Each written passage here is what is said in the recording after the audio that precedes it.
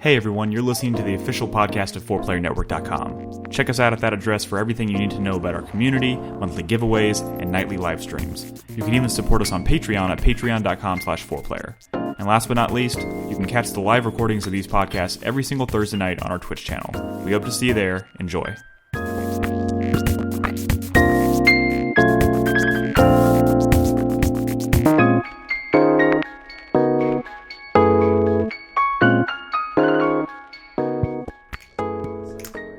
Okay, now we're West Side Story.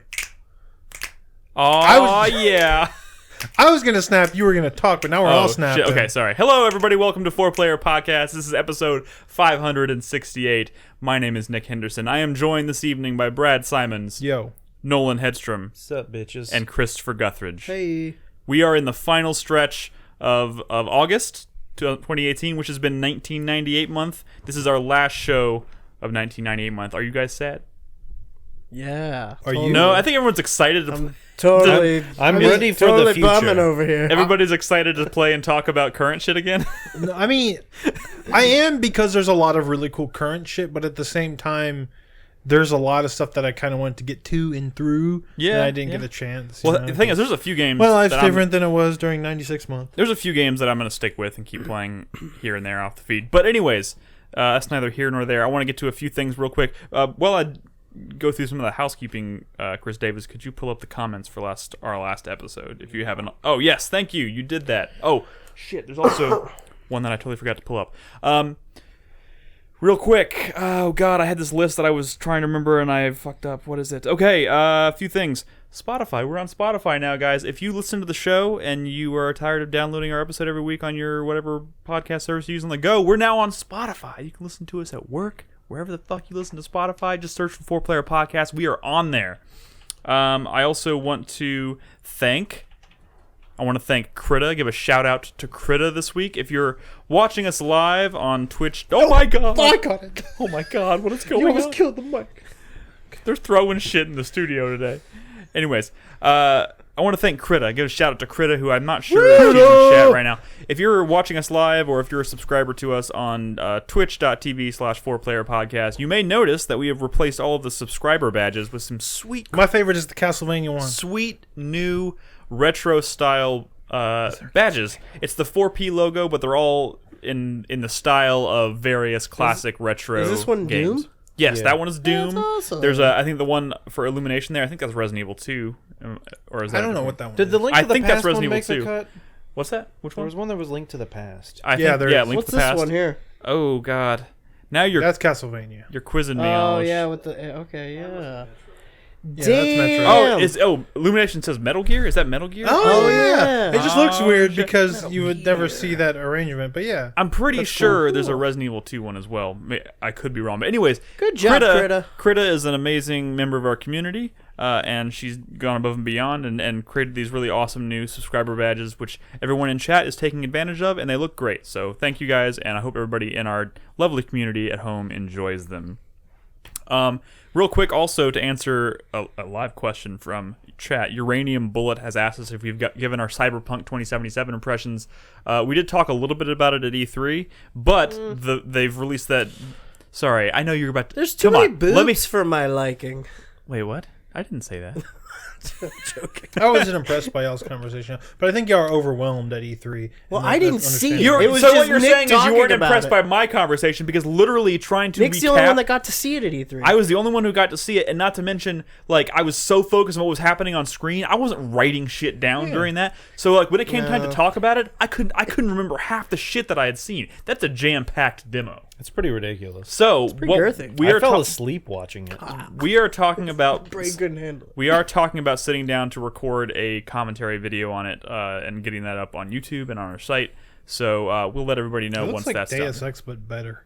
Damn Brad, right. that's what I was going to say. Right? It does. It looks like a game I enjoy, but better, which is kind of a weird statement. It's like is kind of a like weird what I was statement. thinking Deus Ex would be before I started playing it, and what I wanted it to be while I was playing it. Exactly. This isn't a cyberpunk conversation. Sorry. Don't Yeah. Dragon Age Deus Ex. Sorry, And Deus Ex is great. last but not least, it is PAX West this week, and unfortunately, none of the people here on the couch this evening will be in attendance at PAX West. I think this might be my last year skipping PAX West because I'm actually really sad that I'm not in Seattle this weekend.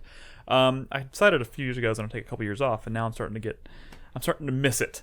But Ed is going to be attending PAX, and he's going to be taking over the 4Player Twitter account all week, and he'll be in and out of Discord. So if you want to talk about stuff with Ed about PAX, he'll be doing that through Twitter, through Discord, and all that. Of course, you can follow us on Twitter at 4Player Podcast, and you can jump into our Discord at discord.gg/4player. I made a PAX West room once he gets there, and it's on the show floor and whatnot. He'll be jumping in there and talking to people. And I think either next week or the week after that, probably when I sit down to do a 4Player Plus, I'll probably have Ed on to talk about what he saw and played at PAX. So just wanted to get that out there. And we're going to go through feedback in a second. We have a lot of stuff to talk about. We didn't do a podcast last week, but we do have... We're probably going to talk about some of that stuff we played last week, right? We should. Honestly, I don't remember a single thing. Dude, I'm just not thinking. I've been kind of thinking a little bit about Duke Nukem Time to Kill since we played that in the feed last Yeah, I week. played that. I forgot about that. Yeah, Virtual me too. On? We played Virtual On was pretty cool. So yeah, we'll talk a little. We'll revisit some of the games that we played on last week's open game night. But it has been 2 weeks since our last official podcast. Remember how bad Sonic Adventures was? That was probably the stinker. That of the was night. really bad. And people loved that was. Oh my god! I bought my fucking Dreamcast with that, and it blew my mind. But it probably shouldn't have at the time. So anyways, I want to go ahead and read a couple comments from our last episode, which was from 2 weeks ago. Again, if there's anything you want to say after tonight's episode, feel free to drop us a comment at 4playernetwork.com. We'll read it at the start of the next show. We'll talk to you about it a little bit through the podcast, through the airwaves, and then we'll enter you in the drawing for our next game giveaway.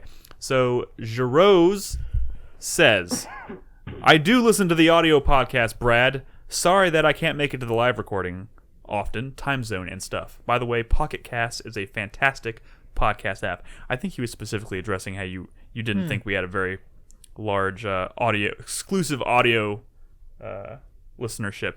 Is that listenership a word? Post. Well, I was mostly just joking. Self-deprecating humor. Self-deprecating humor. We do actually have a pretty. It's great. I'm actually seeing some of these stats now, which I wasn't before. Frankly, which it sounds like bullshit. But yeah, it's nice to see those numbers. Wait, what sounds like bullshit? No, I mean it's like right. No, not that many people are listening. What are you talking about? No, it just sounds. I'm saying it's surprisingly high. It's surprisingly damn it, high that Brad. anyone would want to listen to Brad because he's really annoying. So let's move You're on. killing me, Brad. Why is that such a weird comment? Dude? Because we've been working on this for 10 years. I think you'd be happy. I am happy. I'm saying if you look at streaming numbers or whatever, it's quite a bit higher than that. It's And weird that was an the audio shocking part. podcast has a lot of people listening to it. It's fucking crazy, man. Like, who would listen to a podcast? Okay. Oh my It's god. weird. Yeah. Brad is good at taking compliments, says Decent Farts in chat. Anyway, Sprankton says, I finally finished listening to this one. I was going to say a few things, but now I don't remember, except for the fact that I was pretty disappointed that Mischief Makers did not even get a mention in the N64 discussion. Wait, it wasn't 9. Oh, you're talking. Yeah, we had last episode we talked about the Nintendo 64 and had kind of a that's general, a niche game. I mean, I've never even heard of never that. heard of it. it's a either. hidden gem of the 64 for sure. But I mean, it's not like some big blockbuster. But it is cool. It's made by Treasure. Well, you know what? Your comment got it mentioned on the show. There you go. He says, seriously, that game was awesome. The grabbing and throwing mechanic was so fun. Also, I actually really loved Yoshi's story. I played it enough to unlock the black and white Yoshis. Good times. I mean, I think I did too, but that's because when you only have like 3 or 4 games, you tend to just play the shit out of them. That is true. All right. Are we on the couch full of a lot of people who hate Yoshi's story? I could be. Yes. It's a mediocre No. game at best. Yeah. Not Hey, just you the know what? couch. I'll say that Yoshi's Story is better than Yoshi's Island 2. Or that Yoshi's Island on DS. That's that's what I meant. The Yoshi's Island on the DS. What was that one called? No. Yoshi's Island 2. That's you're Super thinking Mario of the World 3DS 2. one. Super Mario World 2 Yoshi's Island is a great game. Yes. I have one more But there comment. was 2 more after that. They both Okay. sucked. Well, yeah, I agreed. I have one more comment because there was someone who tried a new listener or a new user who tried to make a comment on the show last week, and for whatever reason his comment didn't go through, but it came through via email to me and Ed, so we have it. So I want to read it, and it's from James. He says, "Hello, 4Player gents. I am a long-time listener of the show, first time commenting. Like Crispy, I went to Full Sail. For the last 7 years or so of my 11 years in the game industry, I've had the pleasure of listening to you while working on many of the titles you have discussed on the show. Well, shit. He does not say what they are. I wanted to say thank you for doing what you guys do. Listening to you four hang out helps during long crunches, and it's incredibly rewarding when you give feedback, comment, and enjoy games I have worked on. He does not mention... James, hopefully we didn't shit on too many of them. Yeah, we're really sorry if we did. But I understand why he probably doesn't want to tell us specifically what he worked on, but I am so curious. I am just genuinely so curious. Please feel free to let me know if you feel like it. I won't tell anybody. The old alma mater. Yeah. That's cool. But anyways, thank you guys so much for the comments. Can you sing us the Full Sail's... Let's name a random indie game. It's fight song. What's a random indie game that kind of sucks? Give me all your money. Wait, really? What's a random indie game that kind of sucks that we played? I want to make a joke, but nothing popped into my head. No, indie games are treasures. Yeah. Usually the ones we play are pretty dope, right? Yeah. They're gems. Anyways, we have a lot of games to talk about. We do have a limited... And got a release date. Oh my god. We have actually a lot of games to talk about tonight, and we're actually on a kind of a strict timetable tonight, so we got to be out here about 11. So let's get started. We got some games to talk about. It's been 2 weeks since our last show. We've played a lot of 1998 games from there. Does anybody want to volunteer to start? Want to just throw a game out there? I'll go. Brad, why are you covering yourself in green screen? You're way to ruin the audio. The magic? I'm sorry. What are you going to talk about, Brad? You played some games? I did. There's a couple I would like to talk about. Would y'all like to hear about Abe's Odyssey or Oddworld Abe's Exoddus? I would. The second game in the Oddworld series. I've only ever played Stranger's Wrath, but I love that game. Yeah, that's kind of why I wanted to bring this one up specifically, especially because I've been playing, I guess, a little bit more of it than some of the other stuff I played this month. Has anybody here played any of the Oddworld games? I've never played I've seen bits and pieces of like the one starring this. Is that Abe? That's Abe. That's Abe. I've never played a game with Abe in it. Oh wow. Okay. So it's good that I mean I'm glad that I'm talking about it here. Abe's Odyssey, the first one, and Abe's Exoddus both came out on the PS1, and they're puzzle platformers in the style of kind of like the more cinematic platformers, like the original Prince of Persia and Another World, also known as Out of This World. Yeah. Uh-oh. The only thing I remember about the Oddworld games is they're very dark. Yeah. They're very dark. Very dark. No, they are dark in theme, very like and visuals, black color palettes, shadows, just chiaroscuro lighting. Oh no! You know what? Maybe I'll talk about that after the break. Just talk about it now, bro. Just talk about the game. Oddworld Abe's Exoddus, the second game in the Abe's or the Oddworld series. Those first two games, which were both on PlayStation, were puzzle platformers, but they kind of use the cinematic platformer style. If you've ever played an old school, have you ever seen old school Prince of Persia or Another World, where it's very like 1, 2, 3, and you make the jump and like you're dying every 10 seconds? Yeah, it's one of those, except you're solving puzzles and you're rescuing other Mudokons, which are these Mudokons. Yes, Mudokons. That's what Abe is. The themes of the Oddworld games are very dark, but also kind of real world issues. You find out in the first game that the food that everyone's been eating has been made with people or Mudokons. You know what I mean? Mudokon pops. Oh my god. Mudokon pops. They weren't called Mudokon pops, but they found out they were made from Mudokons. It's people. Yeah. It's that sort of thing, you have dark themes of like. Is there any like connection between these games and like Stranger's Wrath? Yeah, there is. Okay. It's all the same universe. It's the same universe. Sure. Yeah. I mean, Abe is in Stranger's Wrath, but Munch's Odyssey, that original Xbox, I believe, the launch title, was I guess maybe more connected to these games, as in they were still kind of like puzzle platformers. Yeah. But this is the second one, and I've actually never played this one. It's one of the reasons I chose this for 1998 month. And again, since you're not familiar with either of the games, you're going through these factories. Settings, and you get out of the factory setting as well, rescuing these Mudokons who are, it's very easy, who are being turned into food. Yeah. Right. Well, this one, the story is a little more complicated, but in general, yeah.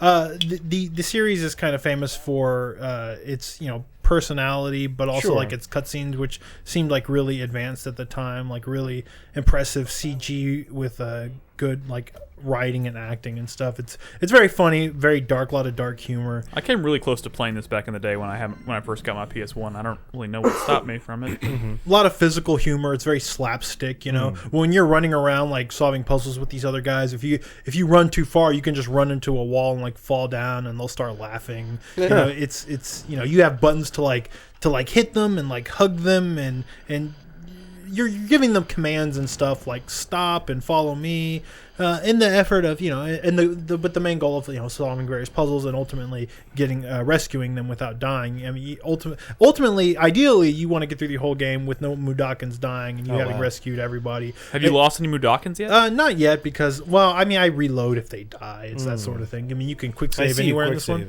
Yeah, which you have to do because it's very trial and error. It's very easy to die, but it's very rewarding when you finally figure it out, because it can be quite challenging. What are you doing when you get all sparkly?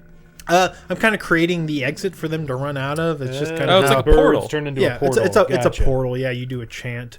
In this area, I'm specifically working with blind Mudokons whose eyes are stitched shut. Nice. So the twist is when you say "follow me," they'll follow your voice, but then they'll keep walking until you tell them to stop. So they could go off a cliff or something? Yeah, they can go off a cliff or something. So that's kind of like the twist in this area. So here I'm kind of telling him to walk, and then I'm going to tell him to stop and trigger that switch so I can get on the other side of this wall and, you know, do what I need to do, which is, I think I'm getting these rocks so I can trigger these mines to blow them up, because I know he's going to walk into them when I tell him to follow me. You see what I'm saying?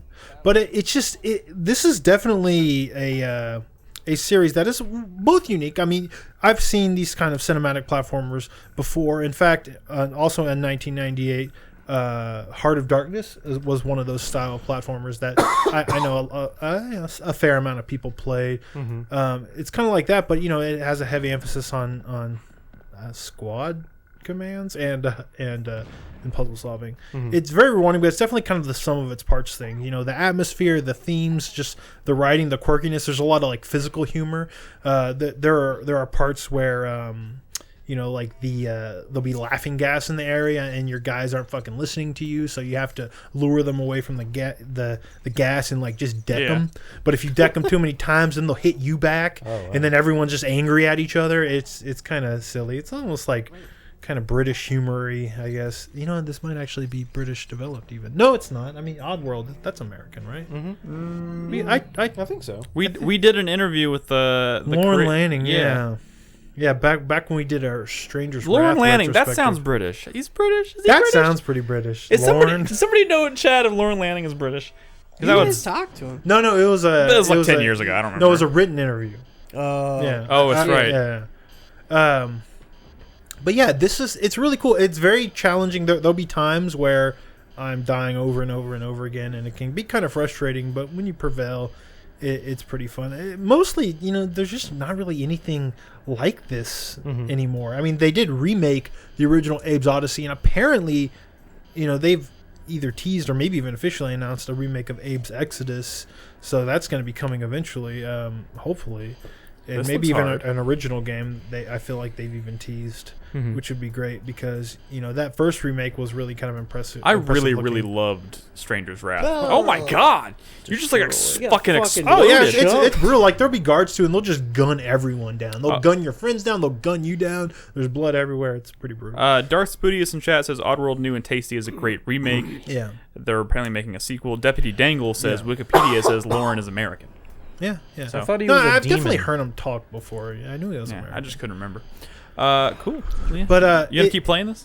I think I will keep playing this. This is one of those games that I wish I started like at the beginning of the month. I probably would have played more, but now it's near the end of the month, and my final streaming day is going to be Henry playing Spyro the Dragon. I'm not going to be playing more of this, but it's definitely one that is literally the last stream of 1998 month, isn't it? Yeah. Well, what I'll probably do is just make sure to 100% get Spyro, the remake when it comes out, and finish the first remake, which I didn't actually finish when that came up, but I did play a bunch of it. Cool. This I sort of misread the puzzle, and I walked this guy into his doom. But yeah, it's been pretty cool. I can quickly move on to the other game I'm playing, unless y'all want to jump to something else. Let's jump around a little bit. Let's jump around a little bit. Crispy? No. All right, I'll talk about a game. Crispy, you played a game. I played a game. It looks pretty cool. So this is honestly, Crispy earlier today was like, guys, I might not be on the podcast. And normally on any normal day, I'd be like, fuck it, whatever, bye, Crispy. Fuck that guy. But today, Fuck I that guy. really True. want to talk about this game. So I was like, damn it, Crispy's. Hit us up with the Gotta- sweet deets on Mega Man Legends. Mega Man If it was Overwatch, I wouldn't. Legends. Or also known as Rockman Blast? Rockman Blast. Dash. Rockman Dash. Walkman. Wait, what does that Rockman mean? Dash. That's the name of the game? Rockman- Yeah. He's Well, Mega Mega Man. Man's He's called Rock- Rockman Dude, the in whole- Japan. Yeah. Sorry, I Rock know and nothing roll. about Mega Man. That's Yeah. why Roll is named Roll. Roll. Yeah, Rock. But it's called Rockman And Dash. in Japan, Proto Rock and Man's roll. called Blues. Bass. Who's Proto Man? Shut the Oh my fuck God, up, Nick. God damn it. But You're such the- a fucking The square. banner, Nick, that's like the case from the original game in Japan. Dude, when it came right? out. Versus the American one is just Mega The Man's Japanese face. cover is like 1,000 times better than the American one. That is like the case. I know. 80% of the Why time. is that a thing? Because Americans just don't know what Why? they're doing. They don't have taste. Because like Us Westerners because- can't because- handle Western good-looking game No, cases. it's like Western marketing firms think that like we won't buy games that look cartoony. Dude, that or came up something. in Tim Rogers' review of Dragon Quest Dragon 11, Quest, and he was yeah. like, "What is this behind the characters in the box?" And it's like, that's That a good wasn't question. even that I have no. egregious, but I mean, but when you yeah. look at the other one, What a they're all bunch pretty of egregious, man. bastards. Oh, What? what was that Okay. noise? Okay. So I'm yeah, trying not to. Mega Man. This doesn't look Mega Man Legends looks nothing like any is- Mega Man game I've ever played. You which know is what? It's not. Here's the thing, man. The controls for this game are just like fucking are an ordeal. They kind of are, yeah. But- it takes a little bit to get used But to. despite that, I'm having a lot of fun with it, and I really have a positive opinion of the game, which should say a lot because I'm the kind of guy who will like drop a game for having the X and circle buttons switched. Like I man, have really? no patience for is that. that why you didn't play Metal No Gear? patience for it. But yeah, so okay, this was fucking terrifying. I had no idea that giant robot was gonna come out. Dude, this game's good, man. Yeah, so I mean, it's Mega Man just like completely redesigned as an action RPG.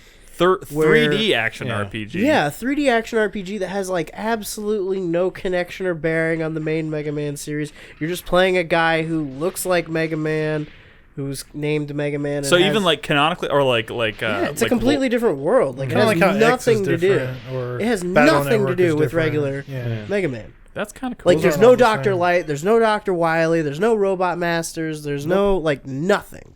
It's a completely different world, and in this world, it is like an ocean planet dotted with like a bunch of little island nations, and there are these explorers called diggers who go around and they basically go through dungeons like this you see here, which are kind of like ruins of some lost civilization or yeah. something, looking for ancient advanced technology and treasure and Oh, I shit fucking like that. hated these guys. Yeah, fuck those guys. I thought I was gonna die here. I don't know how I didn't. But so you and Roll and your like adoptive father Beryl, I think his name is. Yeah. Yeah. You guys crash land on a island called I don't remember. what the fuck is that island called? Mega Island. No, it's like something Skillet. I don't know. I don't remember. Beef but skillet. Beef Skillet Island. But anyways, you arrive around the same time that the villain of the game, who are the The Bonds. The Bond family. Yeah, the Bonds. Like, B-O-N. B-O-N. Bond. Bond. Like French for good or something. Yeah. Gotcha. Yeah, so the main villains are what's his name? Teasel Bond and his little sister Tron Bond. Tron Bond. Right. Huh.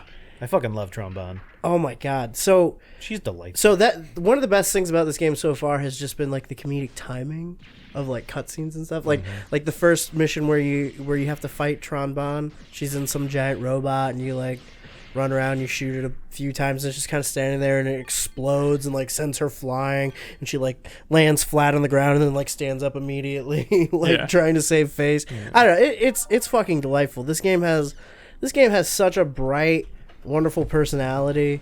The graphics for as like This looks completely good for a bare 1998 bones. game. Yeah, for as completely bare bones as it is, it looks great. Specifically, the character model looks 'cause it's really really good. And Yeah. cel-shaded. Yeah, they're models. simple colors a lot of the time. Yeah. And you don't get a great sense of that in these dungeons because they're all pretty like samey like this. Yeah. But once you get up into the overworld and you can see like the city and things like that, it's surprising like how well this held up. Yeah, I don't know. Like I don't know. So a couple questions for you, Crispy. How many Buster upgrades have you gotten so far?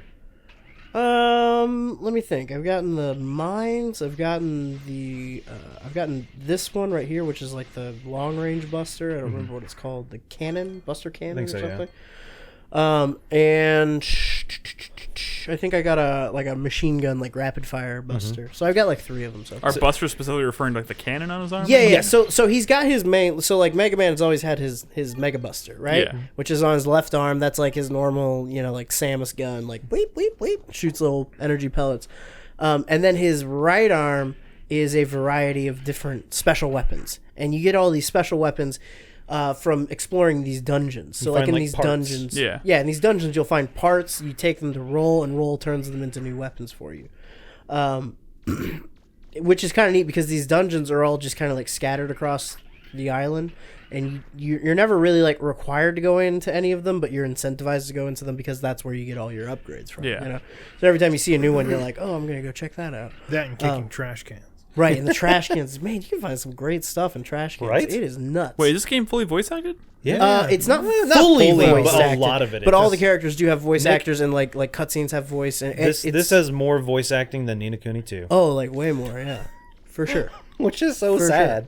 But no, so what I was going to say was I fucking love the Buster upgrades in this game. There's Yeah. such a variety of them. You get like a fucking drill arm. Yeah, the drill arm is cool because then like you Oh, can look go. at the arm, There's a so lot of pretty. different. There's a lot of different like in all the dungeons you'll find like walls that look like just regular walls, but when you come back with the drill arm later, you can like dig through them and Find open up a new secrets. section of the dungeon. And So it's not it's just like- like a little room. You'll find like a whole Yeah, new like- fucking section like of a dungeon. like half the dungeon will be like blocked behind this. A little Metroidvania, a little Okay. bit. It's a little You- Zelda. You'll get like a lot of upgrades for your regular Buster just so it does more damage. Lots of different weapon types. There's one, yeah, like you said, like the long range one. There's one that just does this fucking beam, just like this cutting beam arm. There's one later on that's essentially like a fucking just a giant like charge, like Samus's charge. Yeah. but like fucking huge.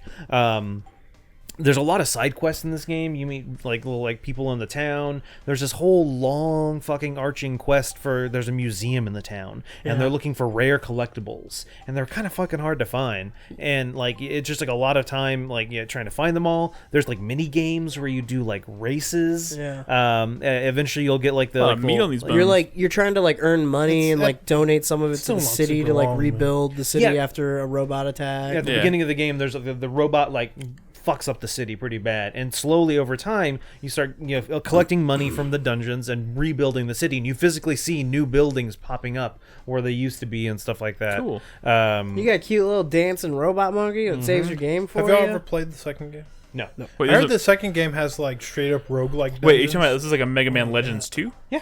Oh, I Yeah, didn't realize they made PS1. a second one. Yeah. So Or Mega Man Rockman Legends Dash 2 2. also dramatically improved. Well, dramatically, it really does improve the control scheme, and they use that control scheme for Mega Man 64, which is Mega Man Legends 1. Correct. So if you want to play Mega Man Legends with better controls, you could do the 64 version, or emulate and so tweak the controls that way. You Or mentioned the PS1. controls, and The just controls based on the are way your weird. character's moving in this footage, I'm assuming it's not analog. So controls. it's like no. so you move with the D-pad. So like front and back controls. is front and back, and then left right is I see you moving Not lots of quite like tank weird controls. angles. Yeah. yeah, left right is your strafe, and then You see how to it turn stands the in place camera. like that? Use the triggers. Yeah, to turn the camera, you use the triggers. So like I'm trying to do these weird things where like I'm so used to like modern camera controls where like the camera's just kind of free floating around and you can like be running forward while turning the camera behind you, and like I'm trying to do that while I'm running here, which I can largely do it, but it kind of makes him like run diagonally sideways. and, So like, if you like play he's it on a sliding Vita, around. you can remap those shoulder buttons to like the right analog stick. So I'm playing the Vita version. because I The borrowed Vita TV. Yeah. yeah, because I PlayStation borrowed TV. Nolan's Gotcha. PlayStation TV. Can you to play it. remap? And you can remap it. You can switch it between. So you can switch it so that the left right on the analog stick does the rotate, and that the triggers does your strafe. Yeah. I tried that, and like it was worse. Like I couldn't do it during. Like I was in the first boss fight. You have to fight like these 3 fucking like roving tank Yeah. robots, and They're it's kind of a tough. pain in the ass. Like every boss fight so far This is has not been surprisingly like, tough. This is not a has baby been game. like tough. Yeah. No, but Sometimes it's tough just because like the controllers are like like the giant tank that you're trying to get on the back. Is that the one you're talking yeah, Yeah. that took me a few times to try a few tries to get, because I didn't realize you could just like hop on the back of Yeah. the tank. And then once I figured that out, like once someone was like, "Oh, just jump on the tank," then it was like Still pretty stupid easy to die, easy, but- but Yeah. yeah, I don't know. It is weird. Like normally a game with controls like this would be really off-putting to me, but everything else that's going the on here charm. is so good It's the charm. that like I don't even care, you know? It is a really fun game. How's the and- soundtrack? I know Mega Man's always been known for having. It's pretty soundtracks, good. right? It's Not that really kind of music, it's though. really It's different. it's not. There's not a whole Dude, lot there's of like nothing. It's a lot of ambient noise, lots of really subtle stuff. It's a lot of times it's Doesn't not even Mega Man typically, when it's a side-scrolling Mega Man, don't they typically have like really like well, like fast-paced- every level Yeah. has a Correct. different theme like for that boss. This is a lot of just ambience, like just like Chrissy was saying. There's a lot of times where there's just no, There's no music, music, there's no yeah. audio. It's That's just an interesting choice the for this sound style of you game. running around, and then you hear like a machine like wake up and like start Especially- running at you and shit. Especially when you've like you'll go into areas where there'll be a lot of enemies, and then you'll progress the story, and you'll like wipe the enemies out of that area, and then there won't be anything there, so there won't be any music. It'll just kind of be like naturey sounds. Yeah. It's like very peaceful. But yeah, this is. I know you don't really know that much about Mega Man, but there's not really any similarity Yeah, it's That's beyond the fact that the main character is called Mega Man and he wears blue armor he has a buster. and he has the Buster. Sure, You gonna finish? dude. Here's a question I had: No, I don't know. Probably, I don't finish games. I Yeah. don't know, man. Like, I understand. I really I'm would the like same way. to, and it doesn't seem like it's that long. No, it's not really. Maybe It doesn't 20 seem like if you hours? At critical most, path I feel it, like, Yeah. yeah. So is it? I feel like Does everybody here have like at least one game they played this month? That they would like to keep going with? Hey, it's I like played- a bunch that I played. I played 3 games this month. Whoa. Oh, did I? No, I played 2 games this month. Played Tactics Ogre in this, and Yeah. And I would really like to continue going on with both of them, but like Spider-Man comes out next week, and then Red Dead, and like Oh, fucking Spider-Man. I don't even. Yakuza's It's like next next Friday. Friday.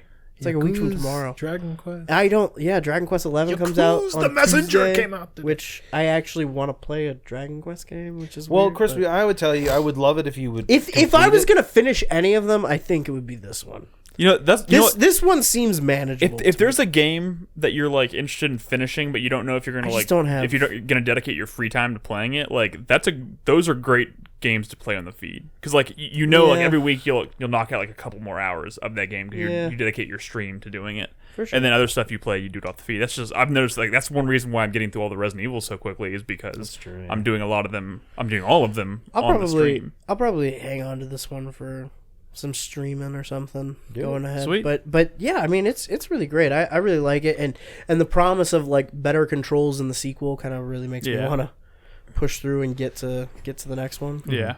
But yeah, And Mega Man Well- Legends 3. Well, let me Oh, talk. wait. I'm going to talk about a game that I'm not going to be playing more of, but not for the reasons that it may seem like. No, it absolutely does. Oh, you're not talking about Tenchu. No, I am talking about Tenchu. Oh, Dude, Tenchu, Sorry. Tenchu Stealth Assassin. Let me tell you, Tenchu Stealth Assassins. If you take Resident Evil and Final Fantasy completely out of the picture, this is by far the game I played that most of on the PlayStation 1 during that era. I've played this game from start to finish probably like 5 or 6 times. Only the first one? And I got Grandmaster on all of the. I played the first 3. After the third one, I felt like the series was going downhill, and I just stopped. But the first one, very specifically, the original Tenchu Stealth Assassins, was one of my favorite games of the era, and I played it this week on the feed. The reason I'm not going to be playing more of it is because my PS3 didn't save my fucking game, and I spent 3.5 hours playing it, and I got through the 5th or 6th mission. And when I went back in to record footage, I was like, "Oh, it's all that progress is gone." Fuck it. I've played this game so many times, I don't need to play it again. But I did play it on the feed, and I will say, to your point, you asked if you kind of implied you don't think it holds up. I mean, it is aspects of definitely it. hold up. This is like Mega Grappling Man. is still cool. Mega Man Legends, like like Mega Man Legends, this game controls kind of wonky. Especially like certain things are just really odd. Like nowadays, if you were controlling a third-person action game that had a first-person mode, you would just tap a button and you'd go into first-person mode. You'd be able to look around and move your character and whatnot. This game, you hold down L1 and the character stops where he's moving, and the camera you can kind of like float the camera around to like look around ledges or around corners and stuff. It's bizarre. Yeah, That's kind of weird. And you're playing everything. This is a game that is fully 3D, and you're playing it with a D-pad. It's not analog compatible. Yeah. So, everything is like, you do a lot of like hard turns where you stop the character's movement and just turn to the right or turn to the left.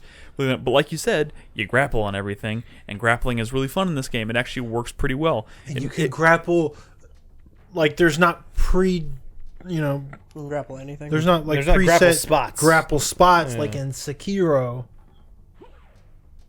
Are they all Sekiro's? Yeah, all in three? Sekiro they're all specific points. Oh, well, they can't all be Tenchu. But yeah, there's a lot of freedom in this game. The levels are fairly small, but they're all completely open, so you can kind of explore them at your leisure and move around them however you want. But they all have pretty linear, like, progression paths, right? So the thing is, Tenchu Stealth Assassins it kind of explains why maybe so much later down the road I really got into Assassin's Creed, because this game is very much kind of like an early predecessor to that at its most basic level, because it's just like, but instead of being open world, obviously it's mission based, but the entire game is based around this idea of going and assassinating key members or key people, Stealthily. Stealthily. However, usually they end with like a boss fight, so you get there and then there's a cutscene, and then it goes into the cutscene, and then you have to fight them, instead of just like Assassin's Creed where you jump down in there and kill them. Why does he always walk like he has to take a poop? This is because it's weird, because this game is kind of strange. They run very strangely, they move very strangely. I'm messing around like this like, I think I do it right here, where you hug the wall, but you can't like move the camera unless you hold L1, and then you can kind of like move around and see if there's anybody It's walking. awkward. This is It is very awkward. 3D still. And the meter at the bottom, like with the blue question mark that's kind of flashing, it changes. It goes to like yellow with an exclamation point to pink with like a exclamation point and stuff. And you're just kind of like, how does this?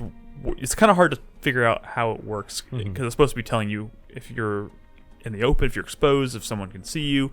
But there's always this weird number in the bottom right. Yeah, I see it. Yeah, I don't know what the fuck like that your does. percent concealment. Yeah, it's weird. It's a kind of an obscure number, and they don't really spend any time explaining that to you. Do you have to worry about hiding dead bodies? No, They disappear. This is it's funny. I was about to say, this is before that era, and I was like, what am I talking about? 'Cause, Thief. Yeah. Thief Metal Gear and Solid? Metal Gear Solid. Wait, could you hide bodies in the original? the first Not in the one. original Yeah. one, not in the first But one. Yeah. I am They playing just Thief, which I'll talk disappeared, about in a like, second. But That yeah, was PC Master Race. Different worlds. very different worlds. They hadn't quite figured that out yet on consoles. But what I will say that I still love about this game, there's a lot of variety. The voice acting is not that bad. There's some that are like kind of like, ew. But especially when you compare it to things like the original Resident Evil, like I think the voice acting here is pretty good. But this game has a really cool atmosphere, and a lot of it has to do with the soundtrack. I think this game still has one of my favorite soundtracks ever. It's pretty incredible. I wish you could hear it right now. Obviously you can't, because we're recording the show. But it's up there as one of my favorite soundtracks, and like the levels are like incredibly dark. Yeah, I threw a grenade in this fight, and then this lady kind of ran in front of it. And the first thing it tells you before you start the mission is never harm the innocent. I was like, well, fuck that. I blew her up. Oops. But this game just has a really unique atmosphere, because usually like you play things like Silent Hill or even earlier games where you have like a limited draw distance, right? And it's usually like in Silent Hill, it's very like fog, right? They use fog, Yeah. but this is darkness. So like when you go, if something's going outside the draw distance limit. It's just it fades into black, and the whole game is kind of built that way, and it ends up as opposed to Turok, which was fades into nothing. Dinosaur sweat fades into dino sweat. I don't know where you're going with that one, Brad. Neither does he. But yeah, I don't know. There's not a whole lot I want to say about it. I think this game is incredibly awkward to play still because just because of the era and you know what the fucking funny thing is? There is, let's see, there's 3, 4, there's like 5 games in this series. Yeah, and like there's actually 6, I think. Okay, sure. But none. Well, okay, I guess if you count the Wii one. Yeah, I forgot about that one. They're all, none of them. It's not like they ever really figured this shit out. You know what I mean? Yeah. Like this first one was awkward, but it was 1998, and like it's okay. You know, you get away with that in 1998. But as the series progressed, it's like it was less and less forgivable. Yeah. And by the time like Tenchu Z was out, and yeah, it's like Tenchu Z is where I stopped. Although like this, it's not even that. Tenchu Z is not even that different from this game, and it still has a lot of the same flaws as this game, but it's just unforgivable because it's on the fucking 360, and it's like, why are we put up with this? Yeah, why are we still having weird to deal with this controls shit? and weird camera? A couple things really quick. So this is the game that this is a series that is actually it started out being developed by Activision or being published by Activision. It's Acquire, kind of right? it's bopped. Yeah, and Acquire is the developer, but it was bounced around a lot, and it's actually ended up in From Software's hands, and From Software has worked on 2 or 3 of the games in the series. Yeah. And that's a lot of the reason why when Sekiro was being teased, everyone kind of thought, "Oh, Well, this no, might it was originally a Tenchu game. Like he said it in interviews. The director, it was originally planned as a Tenchu. And it's funny because like this series, this game, like it seems very kind of like straightforward. Like you're a human character, you're taking out human people, but this game definitely has supernatural elements too that make me that show how this Sekiro could have started as a Tenchu title, because like there's fucking like zombies and weird monsters and stuff, and some of these levels are actually really creepy. But yeah, I don't know. This game's really cool. Oh, and one thing I forgot I mastered. I mastered very late in my stream is blocking in this game is weird. So like I was struggling with a boss fight, but like I eventually realized if you tap back on the D-pad and like hold the attack button right when someone goes to attack, you'll like block it like every time. And once I learned that, it was like, holy shit, I just destroyed several of the bosses in this game. But yeah, it holds up pretty well if you're willing to kind of like suffer through some of these control issues. But yeah, that's all I'll say about it. It's a great game, and if you haven't heard it, go download the soundtrack. It's so good. It's so fucking good. It's better than Okami. Yeah. The thing is about Okami soundtrack, which don't get me wrong, I love Okami, and I have the soundtrack to that game, but it's like 100 tracks long, and a lot of them are like 30 seconds to 40 seconds long, and a lot of them sound the same. That sucks. But Okami does have a really great like sound to it. But Tenchu has a lot. It's a lot smaller soundtrack, but it's very distinctive. Very good. Check it out. I did die a lot, yes, the other night. It happens. But I lost all my progress. I won't be playing any more of this. I'll play more Banjo-Kazooie, though. That game's pretty dope. I played more of that off the feed this week. Brad? Yes. What's your other game? Panzer Dragoon Saga. I definitely want to talk about this one because not only is this a very rare... This was a super rare and expensive but beloved game. So it's almost this mythical game from the Sega Saturn. One of the last games. And you've talked about this many times on the show. Well, We've no, never I actually seen haven't. footage. I mean, like not like that you've played Well, it, but you brought it up a lot. So I recorded a little bit of footage of Panzer Dragoon Zwei. The Panzer Dragoon series is actually a rail shooter series like Star Fox or Rez or you played a rail shooter where you're going through you're shooting things, but the level, you progress through the level automatically. You get to a boss at the end of the stage, you move on to the next stage. Yeah. That's Panzer Dragoon games. That was Panzer Dragoon. That was Panzer Dragoon Zwei and Panzer Dragoon Orta on the original Xbox. But you're on a They're fucking all dragon. rail shooters. You're on a dragon. I guess the twist in these games is you can turn like all the way around. So you have a little radar and you'll see enemies coming up behind you and you can actually turn backwards and like shoot at them, which was kind of unique for a rail shooter at the time. Like you can't do that in Star Fox or whatever, right?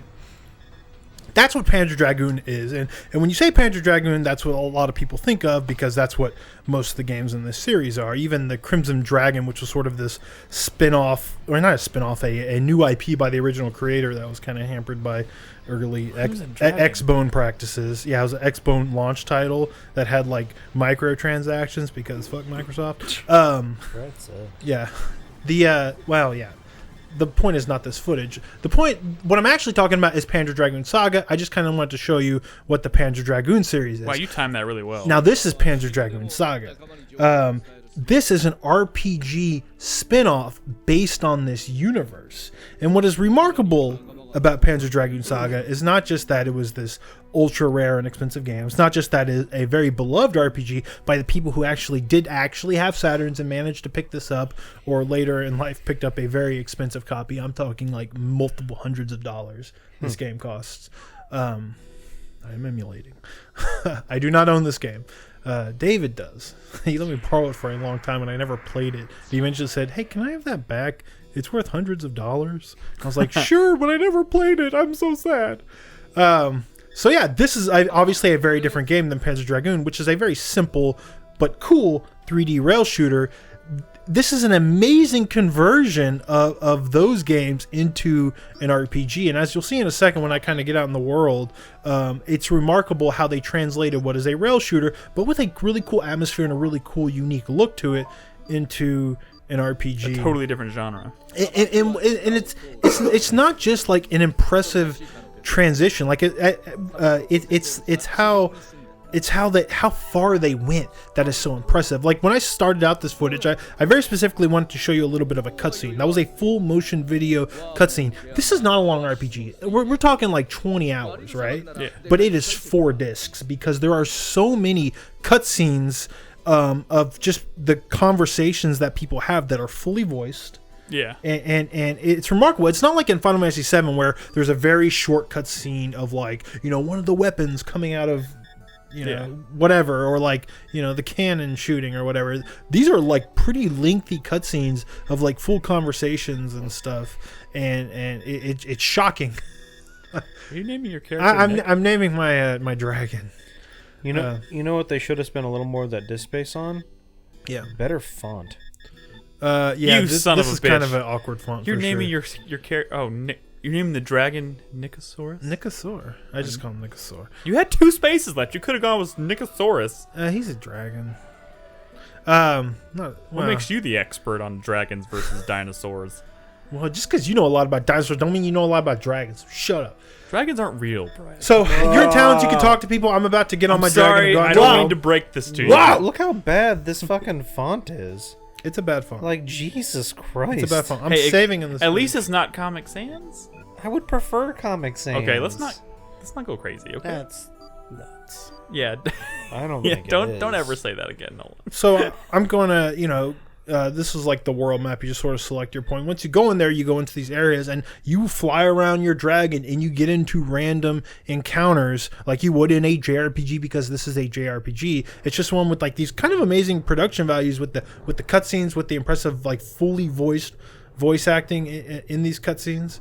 But you like the targeting for not just your dragon but also your character is to bring up this reticle like you would in that 3D shooter where Panzer Dragoon kind of like Rez has you sort of paint your targets and then shoot, and then all the beams kind of like hit all the targets, right? Like that translates to what is a kind of a active time battle battle system, and the battle system is actually really cool. If you look on the bottom bar, there's sort of like this. You see the 3D or the circle in the center, like right? You use the left analog stick and you can move around like all around like the enemy, like front, back, or the sides. And if I'm in the green area, that means they can't hit me, right? But if I'm in the red area, that means they'll do their strongest attack. If I'm in the clear area, they can do another attack. But the thing is, they also have weak points, and sometimes an enemy's weak point is on the same side as where they also do their strongest attack. So it's all about kind of moving around, getting position while your little active time bar fills up, because the more it fills up, the more powerful attacks that you can do. It is a really cool battle system that is adapting what was like this kind of this on rails shooter style of from the other Panzer Dragoon games into this kind of active time gauge, and it's just really smart and really fun. It's cool to see a game like this transition to a different genre entirely, but like still keep some of the key elements. Exactly. But that's what's so remarkable. Think about when Star Fox went to. Oh my god. What was it? What was the one on GameCube? Was that Star Fox? Star Fox Legends or Assault? It wasn't Legends. Oh, Assault. The one with dinosaurs. Yeah.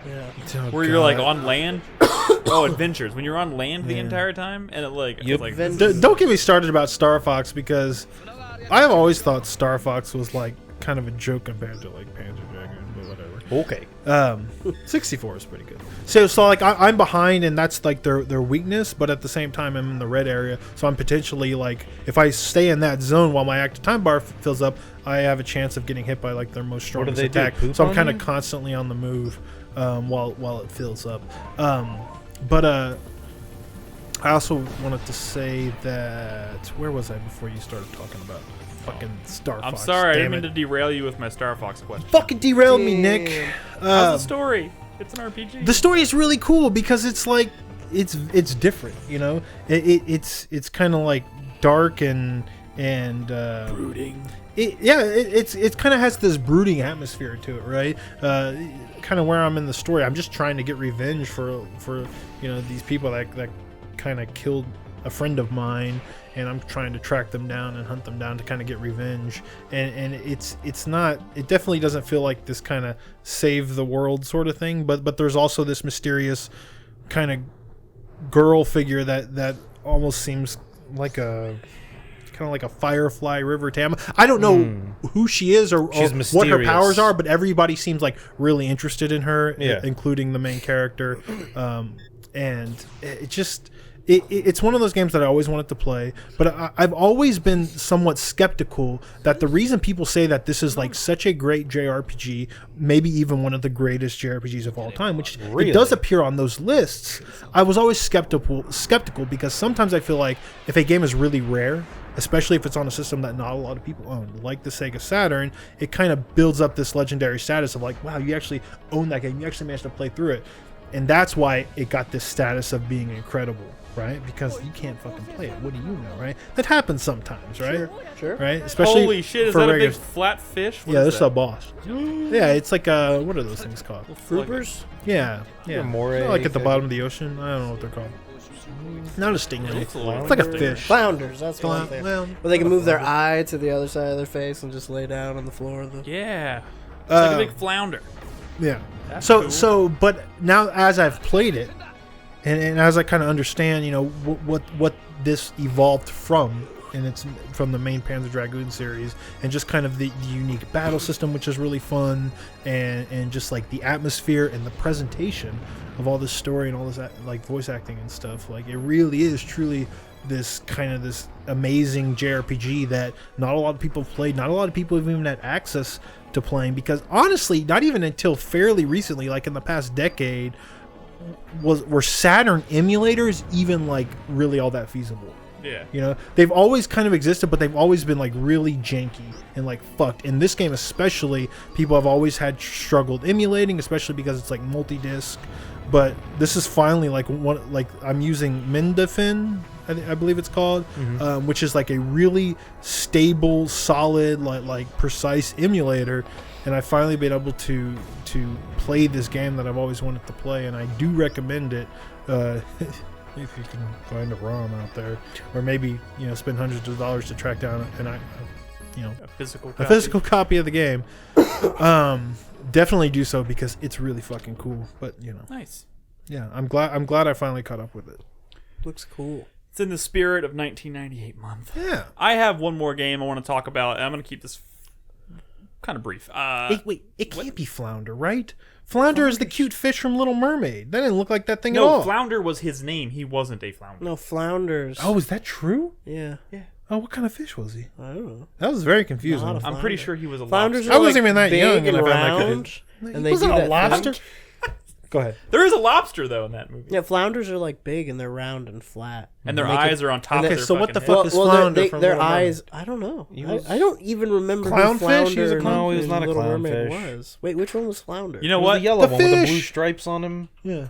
If we Yellow get to and the blue? break, we can figure out what this is. I and don't know. maybe He's somebody probably in some chat can let us know. Australian fish, right? Sure. Because that movie takes place in the coastal waters of Australia. You remember that, but you don't remember Flounder existing. I don't remember Flounder. I'm sorry. Okay. Oh my god. Anyways, I want to talk. Oh, you're talking about Little Mermaid. yeah. Who is Oh, What are I you thought talking- you were talking about Finding Nemo. Oh, Fuck. No, we're- Sorry, I don't. I don't know why. different I thought we were conversations. talking about This Little Nemo. conversation is floundering. I have no idea what Flounder is. I think he's made up. oh my god. I'm going to talk about Thief. Is that cool? Thief is- Okay. I've been playing, or I started playing, Thief: The Dark Project, the original Thief, the only other Thief game I've ever played, other than that reboot one. they did Couple 3 or 4 years ago. That was bad. It was okay. It was until the end, horrible. and I rage quit on a boss. It was bad. Comparatively speaking, Yeah. it was It's bad. okay. It was bad. It's no Dishonored. No, see, okay, so here's It's the no thing. Deus Ex. Here's the thing. I started up Thief: The Dark Project. I'm pretty sure I'm gonna try and stick with this. It seems like a pretty big game though. I don't know how. You should see Thief 2. Yeah. It's Well, even bigger. the one I've always wanted to play, I think, is Thief 3 because everyone talks about that one level. Yeah, but that one's not as beloved as Ah. the first two. But it is famous for that level. Gotcha. Well, I'm really into this. So I didn't have much of a background with Thief. Obviously, like I said, I just played the reboot, which played and felt an awful lot like kind of a, I guess, not even. I don't even want to compare it to Dishonored. It was a bad Dishonored. Yeah, I mean the thing is, has a lot more in common with Dishonored. Well, Dishonored is from The creators are Yeah. like, what's the lead developer's name? I can't remember. I feel like it's hard. of Dishonored or of Thief. There's someone from Thief that worked on Dishonored. I think his name is Harvey. Harvey Smith, yes. Yes, thank you. Thank you. Yes. He was former like Looking Glass, like all of these people came from this studio. What made Thief? Eventually those people went on to make Deus Ex, and Yeah. now they're all And it's cool. Like, the immersive sim began with Thief. Well, technically became Ultima Underworld, but yeah, Thief. it's cool, and I'm really enjoying. Like, this is a very systems-driven, like physics-driven game, and I'm really enjoying it. It's in very much the same way that I enjoy Dishonored a hell of a lot. Although it's cool to see like the very early stages of like everything that we love about Dishonored appearing in a game 20 years ago. I'm pretty shocked at how interactive it is and how my favorite thing. And they did this in the reboot too, but like it's cool to see it here. Is my favorite thing so far is the water arrows and how you can you can put out torches. Put out torches with them, yeah. and makes the environment dark, which makes their visibility much shallower, so they can't see you. And by the way, this footage sucks. I started the game. I was like, oh fuck, I There's forgot. some bad levels in Thief. I'm in too. this like huge cave system with these like weird, Yeah. dumb-looking dinosaurs. Yeah. So I don't even understand why there are weird dinosaurs in this cave. All the Thief games have usually a weird supernatural element where it kind of goes bad, but yeah. But I'm only like 4 missions into this game. Yeah. Although the second mission had like zombies, so Yeah. it definitely has a supernatural element to it. But and again, this is another game that just controls very strangely. It's mouse and keyboard. It doesn't have gamepad support. By default. I know you can play. That's not strange for most of us, though. No, but like even then, the controls right out of the box aren't what you would expect. And I don't play enough. Well, I mean, PC this games type to really of go into game detail didn't about really that. exist in much. You can tell like this is pretty. This is, you can tell when you start playing it. It feels and controls a little bit differently than what you're. I mean, we're talking between Tenchu, Metal Gear Solid, and Thief. This was kind of the birth of the modern stealth game. So of course they're fumbling with control schemes and whatnot. Yeah. Although I do want to keep going with it, and there are options for getting it compatible with the gamepad because I think this game would just be a lot more fun to play for me as being someone who doesn't play a lot of PC Or games. that Steam controller. You were going to try with the Steam I'm controller. thinking about trying the Steam controller because apparently that does work. I and could see I've that. always wanted to try that control, and this might be a really good opportunity to finally play around with it. But yeah, so like, that was putting out. Who there. turned out the light? Dude, it's so cool. Some of the dialogue in this game is really weird. Yeah. like all the guards walking around talk to themselves and stuff, and they're very strange. But like, the level design is fantastic.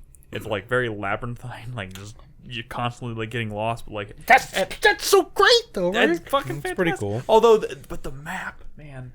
No, the map is the coolest part. Dude, the map doesn't tell you It's like a shit. hand-drawn map, and it doesn't tell you where you are on the map because you're looking at a hand-drawn map, and that's Do fucking you draw rad. it as you explore? No, but like it doesn't even tell you like. Because a map that a thief would use of a place that he's about to rob, It's probably someone drew it for yeah, him or it's a something, drawn-out map, and that is cool. Is cool. Like I'll It's give, hard, but I'll it's give cool. you that. Conceptually, it is cool. But when in the moment when you're trying to like figure out, like I after I open the map, I'm like, I'm gonna try and see if I can figure out where I am. And I open the map and I look at it, I'm like, oh yeah, right.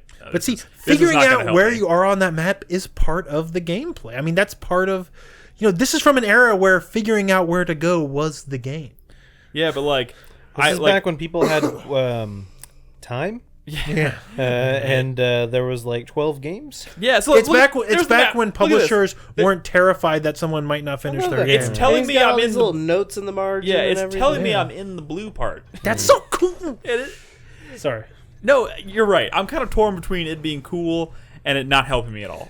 Yeah. You know what I mean? Which, I feel like Hollow Knight had some of those issues. Yeah, it did. People Until you get the complaints. ability that lets you actually right. Yeah. I'm not. Yeah, you am I- Yeah, you have to get that. Yeah. ability. You have to Yeah. equip that ability. You have to use a slot, which Yeah. was cool. It was a trailer. Yeah, and that was cool, but like, there's nothing like that in this game. It's just kind of what you see is what you get. But it's great. Like the game is really great so far. I'm kind of digging the story. It's kind of light on story, I suppose. But like the setup's just cool. And, like the fact that you're a thief and you're going through these missions and like you're like if you see something you can just like grab it and you hear the little ching like you just like Yeah. yeah I just stole that shit. I will say, Nick, It's cool.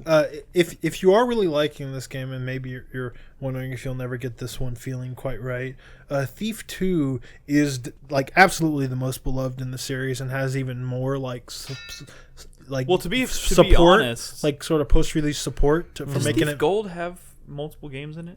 Because I'm playing Thief Gold. Thief Gold is like kind of an ultimate version with like a expansion Of just the first one. in there. Yeah, just the first one. Okay, yeah. that's what I thought. Okay. Here's the thing, like I talk about the controls being awkward and stuff and me not playing a lot of PC games and whatnot, but I will say this, like people were pretty surprised by how easily I took to it, so while I was playing it. Yeah, And because I don't find it hard to control. It's just one of those things where it's like because of my setup, like I don't This is so stupid. I know. Like for a game so cool, this is. I know this worst. footage really does not do it justice because like this is like the worst level that I've played so far in the game. Yeah. The first 2 or 3 levels are really really cool. 2's better, but then there's like automatons. Like I would like to play this one, and if I enjoy it, maybe move on to the second one. So I'm gonna probably pick up that Steam controller and see if it see how it works, and I might play this here and there in between Resident Evil games on the stream because it is pretty fucking cool. Thief, where it's like it came on an era where everyone else was making like levels. Thief felt like it was making places. You know what I mean? Yeah, like it's design. It's But also, designed in like- such a way that it doesn't feel artificial necessarily.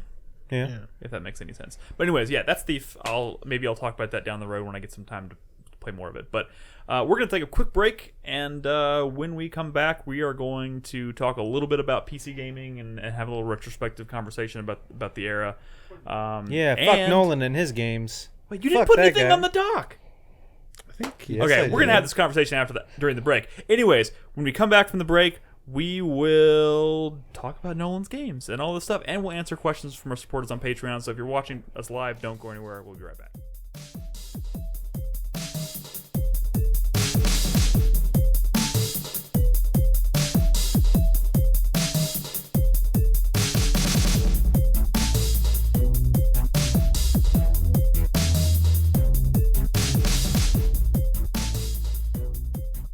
Hey, look, Further Saturn just subscribed with Twitch Prime. We appreciate Speaking of that so Saturn- much. Oh yeah, look at that. No, Look wait, at that. we gotta Welcome. do his game. Oh fuck, God, you're right. Nolan, What's up, Nick? tell us about Suikoden. Suikoden Suikoden 2. 2. Suikoden 2. I've still been playing it. So yeah, unlike everyone else on the couch, I've been playing 2 games this month. That's it, just 2. But you're pretty into both. But yeah, no, and I did that on purpose. It wasn't like an accident or forgot or something.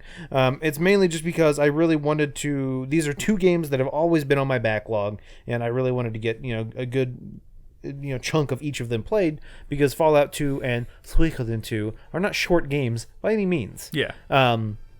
I'm a little over. I'm about 10 hours, I think, somewhere just under 10 hours into Suikoden 2. Yeah. And I still feel like I've done nothing. I've been to like 3 or 4 towns. Like one of the things that everyone talks about when they talk about this game is, oh, the castle stuff's so good. Just when you get to it, that's when the game gets going. And I'm still not there yet. Oh my god. I know conceptually what happens when you get there. I've talked with Bio and chat's been helping me out a lot when I play, just because I don't want to say beelining, because even though I keep saying, oh, I'm going to beeline for it, I still keep doing a bunch of other shit. Like anytime I find someone I think might be interesting, I interact with them. But I will say that the story does have its hooks in me. I am interested in what's going on. I do care about the characters. Do you like Flick and Victor? Flick's kind of, I don't really have opinions on him yet. Victor's pretty cool, but they're good together. They were an inseparable duo in the first. Game, yeah, that's what I've talked to Chad about. Quick question, just because I've never played one of these games, and their series is obviously known for having like 100 and something characters, right? Yeah, 108 characters. How do you Stars of Destiny? How do you tell like a really compelling story with that many characters? Well, or I'm assuming a lot of them are just not the game focuses important. around a small set of them, while there are other people you can interact with. Like, I'm fairly certain there's this one girl I found who lost her pet, and I helped her find her pet, and then she joined my group, and then that's it. I don't think there's anything more to her than that. Gotcha. It's just now I have her in my party, and if I want her to throw a boomerang every once in a while, I can have her do that. But yeah. Yeah, like I said, I'm enjoying the game so far. Pilika, meh. I don't really care about that character. Yeah, but then there's some characters you get that are more part of the main that's story. That little girl. Like she's part of the main. And she's part of the main story. I found her in a town. She early on in the game, the main character and Jowie get split up. When you meet up with him, it turns out he had been with his family. You go and meet that family. I don't. Well, it's not really a spoiler because it's already too late. But did Biopower tell you about Clive? Maybe. Clive is not only is he a really good character when you finally recruit him, but he has this entire like storyline that goes throughout the course of the game that's timed. And 6 hours, I think, is what he was telling me, from the time you interact with like that lady at the town, with the packages. Various points you have to be under a certain amount of time to actually get his full story. But it's really he was telling me that most people don't do it the first playthrough. No, that sounds like it'd be impossible to do in the first playthrough. Rush. Yeah. So I was like, it's all right, I'll live. But it's cool that something like that's in No, here. that's definitely cool. But yeah, so yeah, Pilika, whatever, and then like her town gets burned down and her parents die, and then she kind of gets kind of annoying afterwards. Like, I swear to God, out of all the dialogue I've seen in this game, a good 10th of it is her with ellipses. Just like her popping up and it's like dot dot dot dot dot dot dot dot dot. That's bad localization when you see all those dots. No, but they're just dots. Were they supposed to be something else? Well, underscores? What were they supposed to be? She's not physically saying anything. It's like she's upset, and so now she's mute, and she either says "wah" or a bunch of dots, and that's it. She hasn't spoken since her family died. Oh yeah. That's what I'm saying, and it's just like frustrating because so often something will happen, and it's just she'll pop up and just say nothing. And it's like, yeah, I get it. She's still not talking, game. You don't need to keep reminding me. That's obviously she's building not up to talking. some kind of revelation. Probably, when she speaks finally. But it's still kind of a little frustrating. You know, one thing watching this footage I really like, and I didn't really get a good taste of it last time you talked about it. Mm-hmm. Now that there's more characters on screen in the combat and stuff, like I really like the animate. The character everything's animations. great. So sprite work is not only great in general, but like they do a lot of unique sprite animations in various parts of the story. So you never see that anymore. I don't know if it's in this footage. I was capturing this before the show, but there was an interaction. It might be coming up soon, I think, where I fight these like squirrel creatures, and instead of just like coming up and attacking me, they fucking bounce off. Yeah, it's this battle right here. Yeah. They fucking bounce off that tree in the background as part of their attack animation. Oh, because they're like flying squirrels. Yeah, and like the tree shakes and shit. And I'm like, dude, I thought that was just like fucking background. I didn't realize that they interact with it and stuff. It's really cool. Like Brad was saying, a lot of the creatures characters have those kind of weird interactions and stuff like that. And so, but yeah, like I said, I really am enjoying this still. I'm enjoying it's. I always. Don't get. I hope no one's epileptic. Oh my while God! you're watching Jesus this. Christ! I'm gonna have a seizure. To that poor woman. Screw that. You should have seen the light gun game I played on the feed. Oh, I can't Oh imagine my that. God. That That is but so yeah, cool. So, lost my train of thought. Squirrels, flying squirrels. No, it was more about character interaction. there's flying squirrel characters that you can recruit. Yeah, I have And one. if you get all of them, I think they there's do like a 6 or special something. flying squirrel type. Yeah, 5 of them. 5 of them. Okay, I have one of them so far. But yeah, so I always forget until I'm like physically playing this game. It is so much like D&D. Like it is literally like a D&D role playing game. The characters, with like the way the magic works. well, as magic well. and even items. Like so, in unlike other games, in this you have runes, and you attach the rune to yourself, and you can only have X amount. It depends on your character's skill level. They have one in their right hand, one in their left hand, if they have the skill to do it. And then the runes can only be used X amount of times until you rest again. Yeah. You can only have 3 equipment slots. You can put either 3 pieces of equipment like fucking armor or something in them, or you can put healing items or scrolls that do like a temporary, like it's a one time or X amount of time use scroll, and as soon as you use it, it's gone. Yeah. Also, when you level up your magic, you have like more uses of your level 1 magic and like one more use of your level 2 magic. You know, it is very D&D. D&D-esque, which is kind of cool. Another interesting thing is that you don't find new weapons for your characters. Like they always have the same weapon, and you forge. But you level them up. Yeah. You go to a cool. blacksmith, I like that as well. and you pay Potch the money to increase its level. And at certain levels, then you can start attaching like special like runes and items onto it. Dude, I got this one that was kind of cool. Like it adds this fire attack, but then it damages you like a lot. And I was like, "Ooh, never mind. Like that's not cool. Like I don't want to damage myself like a third of my health every time I use this. I don't care how cool it is." Which sucks because I had to run back to town to de-equip it because it was very inconvenient. But yeah, so I will say one thing that kind of sucks is being in a little bit kind of older school, no map or anything like that. Yeah. And occasionally I found myself forgetting what a character told me I was supposed to do, and I get a little lost, which is thankfully why having like Bio in chat who was like, "Oh yeah, just go like southeast of here, like to get to where you need to go." But yeah, it happens. I actually usually play even maybe first playthroughs of this game. I use Game packs or spoiler-free character recruitment guides because there are missable characters. Yeah, I mean that's if you care about all 108 stars of Destiny. I'm not gonna get them. You know, in this one, it's particularly sad. Like there's some gut punches. Towards the end of this fucking game. Like I didn't talk about the overworld combat last time, right? No. Oh, no, you mentioned it. Yeah. There's like Fire Emblem style overworld battles where you have like physical like units and you move them around the battlefield. On a grid? Yes, and when they interact, it's like Fire Emblem style, so they'll both interact with each other, and depending on their levels, like some might get wounded and some might not, and like 2 hits and then that unit's gone. I just fucking found this vampire character. It's like all part of Victor's backstory. His name is fucking Neck music Lord. When you fight him, his music. Oh, it was fucking pretty good, amazing. Every Suikoden game has 3 styles of combat. The main style of combat, the larger war-based combat, which is actually different from game to game, and then the one-on-one fights that happen in like big story moments. Have you done any one-on-one fights yet? I've done one of them. Okay. Which that's sort of like rock paper scissors, kind of like listen to what he's saying and kind of figure out what kind of attack he's going to do. But that's sort of core to any Suikoden game. You have your homestead building, which recruiting, sure, and your these 3 styles of combat, which is so cool. I love this series. Yeah, fuck Konami.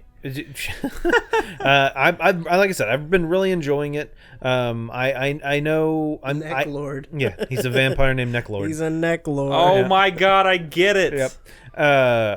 This is definitely a game I want to continue. It sucks that we're in a scenario where there's so many other games coming out right now. It's a curse. Because I have been enjoying this, and this is why everyone should own a Vita. Yeah. It sucks that it's on. I wish I didn't trade mine in my backlog, and I'm finally getting a chance to play it, so I don't want to stop. I think, like Nick was saying, it might be a similar situation where I try to continue to stream it. 3-day weekend too, baby. Well, I'm gonna be in Dripping Springs all weekend for a wedding. Mellow JRPG nights. So I can't take it with me. Maybe like Saturday mornings, or, like a weekend morning reoccurring thing where you have cereal and JRPGs. So back, a few years ago, I did that. I did some kind of more cartoony games on Saturday morning sometimes. Maybe I'll try and do that. Just a couple hours here and there on Saturday mornings. Just knock out a few hours here and there. Unfortunately, when you're playing Suikoden for a few hours, nothing really happens. Yeah. And still, even when I was capturing this footage, I kept trying to kind of get to a stopping place. And it's still one of my complaints about old school RPGs is that when story happens or when it's like, oh, story cutscene, it's going to be about 20 minutes before I can do anything. That is why another good reason for the Vita suspended. That is why the current PlayStation just rest mode is a gift from God. I've been bitching about it because I'm playing this on my PS3, and there's no way for me to go into rest mode. I thought about emulating this game, but it was a little wonky, and I was like, I'd rather have a stable version. The fact that you can't go back to the cross media bar on PS3, it does suck. But yeah, I'm really enjoying this. I do plan to continue to play it. Cool. All right, man. You get through this game, we'll be getting twin fucking True Rune tats. Okay. Yeah. The 27 runes of 27 true runes. True runes. Now, if you'll notice that there are some characters who are in every Suikoden game, even though they're like hundreds of years apart. Mm-hmm. It's because they got a true rune. Interesting. Jean is in everyone. Vicky's in everyone. And it's the same character. Oh, have you met Vicky yet? I have not met Vicky. Oh, she's a wizard type, and her thing is that she sends people through time and or portals and stuff. When you recruit her, she's the one who basically lets you do your fast travel. And I don't know if it's in all of them or which one it is, but she has a sneezing problem. Okay. And she'll occasionally will sneeze you're a party member out of the battle. What? Or sneeze you to a random part of the world. Mm-hmm. That's pretty cool. That's interesting. Fuck. So she fucks up a lot, but she's really powerful. Fuck. From here, She's trying her best. I feel like we're at a crossroads. From here, we have two choices, Brad. I'll let you make this decision. Do we want to do the retrospective, or do we want to talk about some of the games from our open game night? I don't think we have time for both. Well, we'll say this: it's not much of a retrospective, so we can.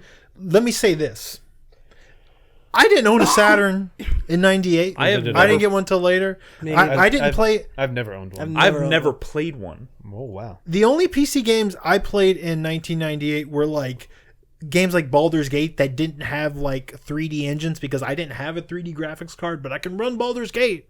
I played that. One of the only PC games there's only two PC games I can remember playing back in the day, and I don't know if this was 1998. Ski Free. No. I was gonna say Mech Warrior 2, Mech Warrior 2. Okay, yeah. I played that as well. And Mad Dog McCree. I believe you played Mech Warrior 2 because it came with Windows 98. Probably 95? So. Yeah. I played Mech Warrior 4 back in the day. Maybe it was 4. I played that Maybe as well. I don't remember. Well, which one I didn't get it as part of it. I specifically remember being at a game store in Tampa and seeing this big collector's box for sale. It was always 2 was one that came with Windows. It was always an event when I picked up a PC game back in the day because it was just I felt so weird. You never knew if it was going to work. Yeah, and I was like, I don't know if I can play this, but I'm going to try. Is this one with sound? Yeah. It's crazy. But and Game Boy, even though Pokemon famously came out in 1998 for Game Boy, that was still pretty late in its life. I mean, by then, Game Boy Color was on the horizon or coming out. When did Game Boy that's when it came out. I didn't get serious about playing handheld games at all until the DS, to be totally honest. So really, yeah. So wow, my game. Dude, I had so many Game Boy Advance. I had a Game Boy and I had a Game Boy Advance. But my Game Boys were almost exclusively Pokemon machines, except for I played a Zelda game on the Game Boy. So I will say, honestly, out of all the consoles I ever owned until I got a PS2, I think I played most of my games on the Game Boy Advance. Yeah, it had so many good games. I played some Mario games on the original Game Boy. I got a Game Boy when the Pocket came out. Yeah. All I played was Link's Awakening. Oh, dude, that game that was pretty much fucking. I never had a Pocket. I had a Game Boy Color, and it was the neon purple one or whatever, translucent purple one. I had the purple Game Boy Color. I had a Game Gear when that came out, so I kind of hated the Game Boy because it seemed so much lame, way more lame in comparison. Wait, what did the Game Boy seemed way more lame versus the Game Gear because the Game Gear had a color screen, it lit up, And It had the library an hour and a sucked half of battery Yeah. life. on 6 batteries. Oh my goodness. I had the AC. I mean, adapter. similar to the Game Boy. The original Game Boy didn't it That last thing would years? smash batteries. It was a lot longer than the fucking. Yeah, no, Game it was a Boy lot longer Game Boy. on 2 batteries. Yeah. So I will say, in regards, I never played Sega Saturn. PC gaming, I didn't have a PC in my house until 2001. So I definitely was not gaming back in. I think StarCraft came out in '98, right? Yeah. Yeah. So I did play StarCraft at not an internet cafe. Internet wasn't really a thing. It was just like LAN. A bunch of computers LAN together. Yeah. But yeah, that was like really it. It was all for me. It was like my N64 and then Game Boy Color. The next PC game after the two I mentioned before that I can remember playing was Warcraft 3. When did that come out? That was a little bit later. 2000. Yeah, 2000, 2001. yeah, and I was terrible. I was so bad at that. Y'all game. played fucking Pokemon though. Yeah, Oh, yeah, I played. of course Like we I played said, Pokemon, my yeah. Game See, Boy was my- a Pokemon machine. One of my big Nintendo like Game Boy games was what was that Mario? It was like Mario Land. 3 years like Six golden coins? 6 golden coins. That's 2, yeah. I was fucking nuts about that. That game Yeah. was. I Cool. will say- Halloween Zone. Yeah. It's a Ooh, little. yeah. I know it's a little after Mecha '98, but just because we're Marios, talking about Game Boy games. Yeah. Pokemon Silver was the first game I ever ordered and had delivered to me, and I vividly remember Where did you Silver? order it from? I don't even. I think I had a Nintendo Power. Oh, okay, yeah. I think I pre-ordered it from Yeah. Nintendo Power. It's and strange it how was you the- remember those things. Pokemon. it's- Oh my god. It's because it's the first time I never went to a store to buy a game and then go home with it. And I just remember waiting for it to get delivered to me. And it's not like I had fucking Amazon where I knew when it was coming. It's just, it was coming sometime. The first game I can remember pre-ordering and having it delivered to me was Final Fantasy X. And I remember that, wow. waiting for that to come. And I was like, oh my Silver, Gold and Silver might have been the first game that I was like anticipating before it came out. Yeah. And like wanted to buy. Well, because it was one of those things Like, where that it shit was, was nuts the internet back in the wasn't. day. It existed, but it wasn't really as what it was. But Nintendo Power was like talking about it so much. It's Yeah. out in Japan, and it's the fucking newest Pokemon. Like, oh, and this one you're gonna be able to craft Pokeballs. And look at all these like, different. And I just remember being so 150 fucking new excited Pokemon. for it. Hey, Oh my look at this God, kid. It's my child. So I didn't play a lot of like 3D PC games obviously back then because I didn't have the graphics card. One of the games I played for shooter night though was the original Unreal, and playing that game I sort of started to understand why when Halo came out in 2001 for the original Xbox, Yeah. obviously, Yeah. it was like kind of unremarkable at a glance to PC gamers. Because there's this part like very early on in Unreal where you walk out of the ship that you're like imprisoned on and it's like an escape and like the environment is like massive and it's just big open environment and it's like and you compare that to a similar moment at the very beginning of Halo and it's like okay, I get why this was happening 3 years before Halo came out and it was like way more massive. I sort of start, it's like the whole GoldenEye thing. Like to console players, it was like gold, right? Yeah. But to people who had PCs, it was like, but Dude, but like Halo is when first person shooters on consoles like got good. good. Controls, that's yeah. true. was like this is a Absolutely. good fun game. It set the Like, standard, and there was those awkward shooters that came out after Halo, but didn't get the memo, and they were Right, like, "What are you right. doing? Just copy Halo." That also ushered in the like 10-15 years of shooter characters that can only carry 2 weapons. Oh. Like, and you have to Yeah. keep Hey, like Nick. switching them out. I feel like this retrospective accidentally happened a little bit, but we actually doing okay on time. Does anybody want to mention like maybe a standout from For open game Open night? Game Night? so- Sure. Maybe chat can remind us. So what yeah, we I'm not gonna played. lie. I my memory now that I'm like past. I remember like, we 30, liked some has of the become the stuff we were horrible, and I playing, can't remember half the games. I we remember played. we favorite- liked stuff that we played. I know we did. My favorite was Virtual On. Which one was that one? Virtual On. That was like the last mech one we battling played game. tonight. Oh, okay, yeah. Duke Yeah. Nukem Time to Kill was this. It's a Duke Nukem game, like absolutely. It even has like good Duke level design, but it like controls like Tomb Raider, but it's still surprisingly like the shooting is satisfying. Shooting was very Yeah. satisfying. I would actually be interested in playing. Outside of Duke Nukem 3D, Mr. Domino. Mr. Domino. Oh, was a Oh, good that game, one yeah. was fun. Dude, I fucking love Mr. Domino. Yeah. I'm so mad. No, that I no wasn't one able- can stop Mr. Domino. except for like anything in the world. Yeah, anything. Yeah. Yeah, everything can Like, stop. literally Mr. Domino. stops everything him. can It's a stop terrible Mr. title. Domino. Very few things won't stop Mr. Domino. That's a better one. What was that game Ed played that had no sound? Oh, Death Trap Dungeon. I think it was a scratch disc. Yeah. Oh, and Or a bad game. Or a bad Deception. game. We played One of those. Deception 2 a little bit. All right. That was weird, Yeah. but it was fun. It was a neat idea. Yeah. play more of that. That's A actually lot cool of like series. traps just barely missing their target. Yeah. Just Yeah. being like, no. Wow. Oh man. Oh, Oh yeah, yeah. Lost I played the World. Lost World, Jurassic Park. Oh my Even god. that seemed better than Sonic Adventure. Yeah. Yeah. Sonic Adventure was really the low point. No, I Lost World was Lost pretty World was pretty bad. Lost World sucked. Because remember how that was literally just move the dinosaur forward, eat someone, move to the next one, eat someone, but like the animation was the same over and over again. Yeah. Yeah, it was That not one level good. you got towards at the end with the grappling hook was pretty cool, though. Yeah, it was like, I wish except you I could. couldn't like I was trying to outrun a T-Rex and I Yeah. couldn't do it. Yeah, Those things, no, clock, thank clock you. those at 30 miles an hour. 35?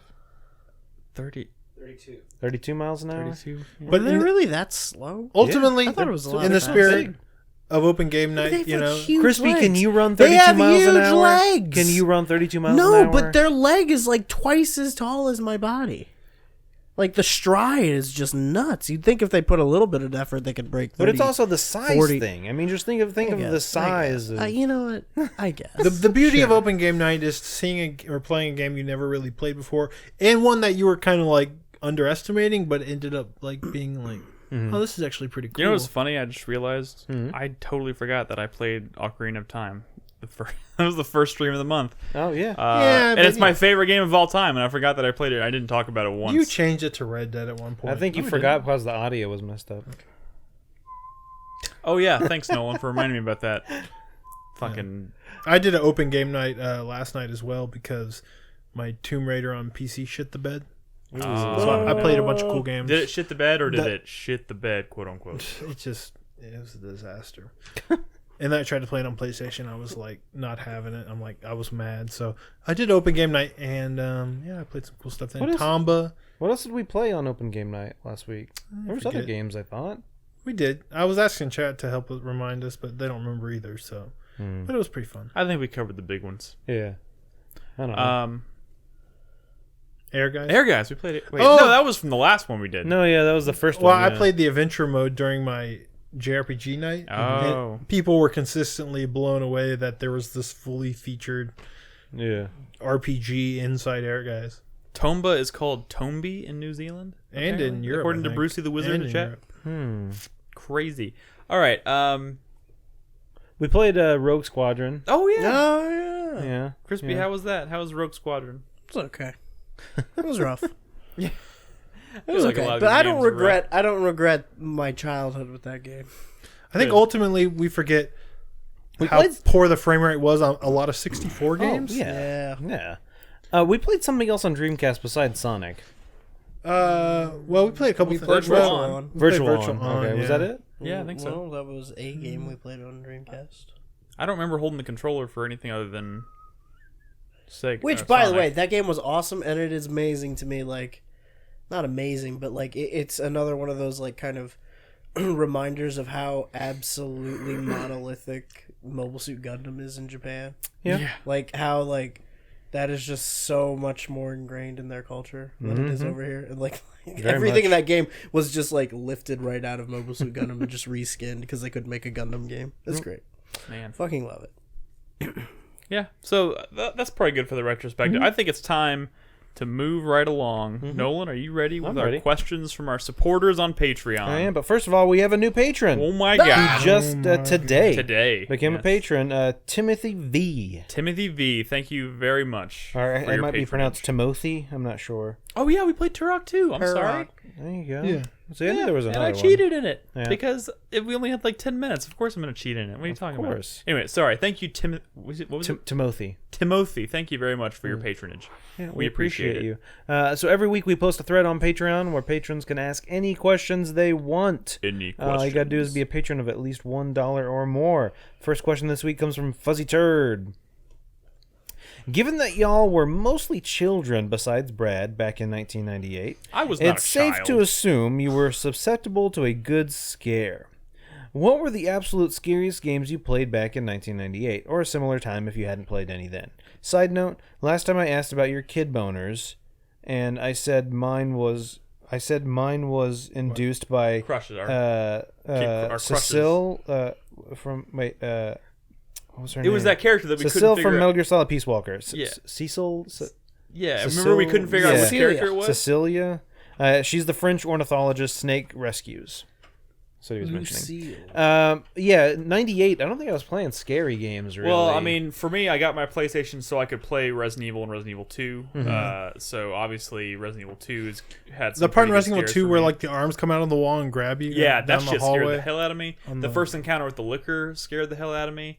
Man, the liquor. honestly, yeah. the first game I can remember really scaring me was Eternal Darkness. But that was just like was a little fucking later. soul like. I'm pretty sure I played 2001, 2002. 2002 or something. You know, it's funny because this kind of hit me again when I played. When I played Resident Evil 2 again, like the zombie dogs have always really creeped me out, especially because of the way they handle the camera in Resident Evil 2 and how they're always off camera and all you can hear is their paws on the ground. Yeah, them running around. And there's one part in Resident Evil 2 you go down into the basement of the police station and you have to go through like the autopsy room or the morgue and stuff. It's just these tight corridors and you come down and all you can see is your character and you can hear the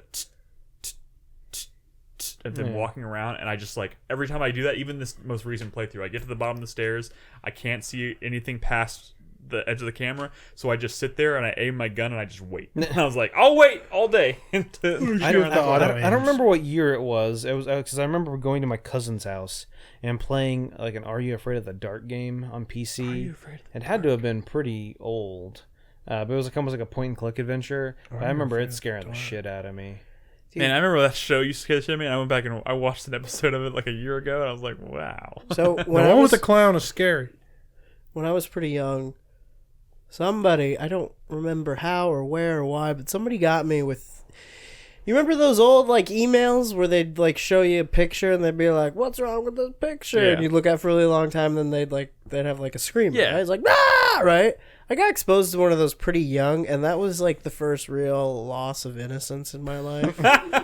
And from The that Exorcist moment, maze. from that moment on, I was like actively avoiding scary media, be it movies, video game, like, And that's lasted till this day. Would not have it.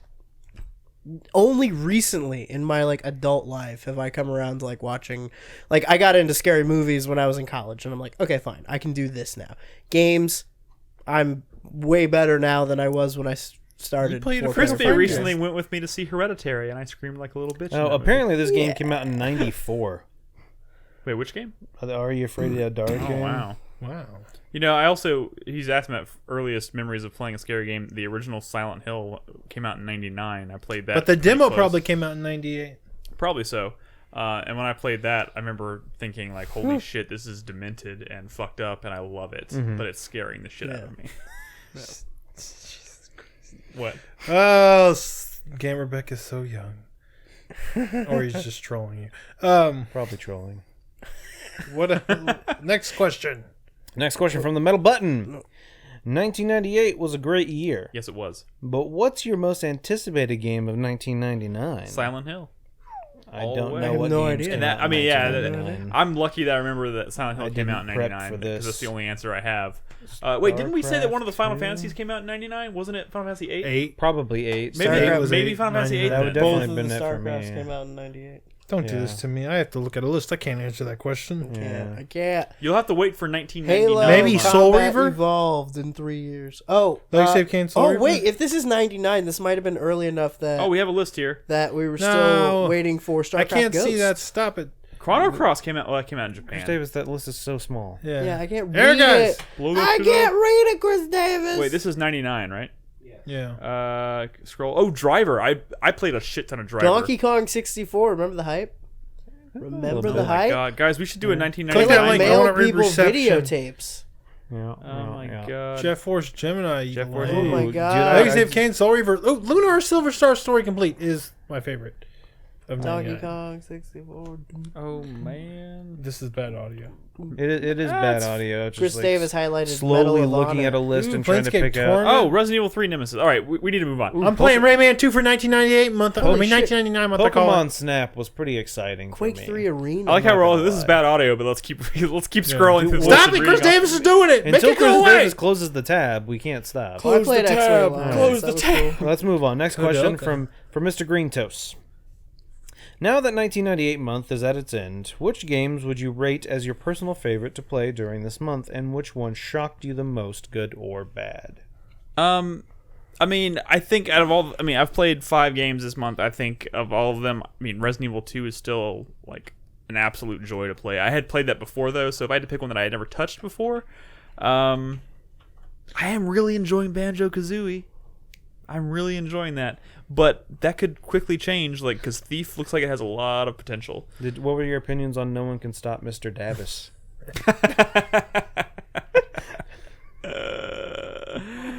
Oh my god, I don't know why this Chris Davis thing bothers him so much, but it makes it even better. He's like, because he would I never compared be this to caught the dead time you were dabbing. really bothered. People were photoshopping you onto Ashton Kutcher, which made no sense. Why would anybody be bothered by it? It's just so stupid and random. I would love to be photoshopped dabbing. I feel like they were photoshopping me onto Ashton Kutcher because he was in that '70s show and he played a really like an airhead in that show. I will say that Fallout 2 was one, I think it's a combination of those games that it surprised me at how much I wasn't into it at first. Wait, which one? Fallout 2. Oh, yeah. Because everyone was like, Fallout 2 is one of the best games ever. And so I started playing it, and literally the first like 3 hours of the game, I was like, this game fucking sucks balls. But then it hit a fucking point where it did a 180, and I fucking loved every minute of everything I played thereafter. And I still want to keep playing. It's once again time. But dude, Fallout 2, just so much potential. Just the fact that I spent a good 40 minutes of one of my streams scrubbing through footage of me playing the game, trying to find out where a fucking item went, only to find out that a fucking kid stole it from me and sold it to a fucking guy, and so I went and killed that guy and took it from him. It's That kind is- of fun, but also kind of, it's a fucking quest That item. sounds ridiculous. Why but does it's a also game kind of let you awesome. lose a quest item? Alright. Yeah. Crispy? I think Mega Man Legends was my biggest surprise. I kind of thought I would shake that game pretty quickly, but it's pretty good. Nice. I mean, Tactics Ogre was really good, but I kind of knew going in that it was going to be very similar to Final Fantasy Tactics, which I already liked, so it wasn't like, out of left field or anything like that. Virtual on Dreamcast was surprisingly good, just only because it was like really similar to like some of the more recent Gundam games that I'd played that I liked, so that was cool. Cool. I hope you find an excuse. I know you didn't. Your Metal Gear Solid stream didn't work out, but I hope you find a chance to play that. After playing it, kind of running not amazing in an emulator, I probably will now track down a physical copy of Mystical Ninja starring Goemon, because I thought that game was Yeah, looks cool. Pretty cool. Yeah. And I'm surprised by how much medieval started growing on me. And that's probably the farthest I got in a game this month. Oh, wow. Nice. Yeah. Cool. Thanks for the question. All right, next question from Zero Skies. What 1998 game deserves a remake or a sequel? What would you like to see updated or changed to its gameplay and design? Wins Mega Man Legends 3. Final Fantasy Tactics 2. People love that game. It's like beloved. It is like legitimately beloved. It's one of those things where, I feel like when like the Bloodstain Kickstarter was announced, people were surprised by like it started breaking all these records in terms of like how much money it was making. And I feel like people almost seem surprised that people love Symphony of the Night so much that they wanted another one of those. You know what I mean? I feel like that's what it would be like for Final Fantasy Tactics. I don't even think Square Enix realizes how beloved that first game truly is, that if they had a sequel that was actually like the first one and not like the stupid advanced games, I think people would really rally behind that, man. Just a quick shout out. Carlos is in chat right now, and he says Parasite Eve, and I think that's a good answer. That got it. Oh, a remake. Yeah, that does deserve a remake, a proper or remake. or like a proper reboot, like on like a current gen console. I think would be great. Like, now I'm not talking about Third Birthday. I'm talking about like a Parasite Eve, like a just called Parasite Eve, and just reboot the franchise and put it on PS4 and Xbox One. I'm That would be cool. with Zeros, guys. When I was playing Mega Man Legends earlier to record that footage, I was like, fuck, this series needs to come back. Nice. The demo, did it ever officially come out? I think it officially came out in Japan, right? What? For Mega Man Legends 3? Oh, I have no They idea. sold the demo. Really? That Really? was And the that game was never where came like out? kind of the bad wheel kind of started. Oh, wow. There was a demo that they sold for money. And yeah, that whole thing was a disaster. And then they basically, Capcom, from what people understood, was Keiji Inafune's baby. And when he left Capcom, which I don't think it was like amicable or took it anything, with him? they said, fuck your project, and just killed it. Damn. That's brutal. That's the common belief, yeah.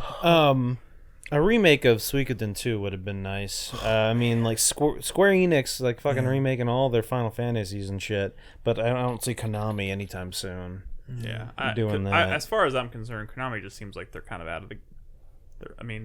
They're still making video games per se, but like I don't really buy it anymore. I want a real proper sequel to Xenogears.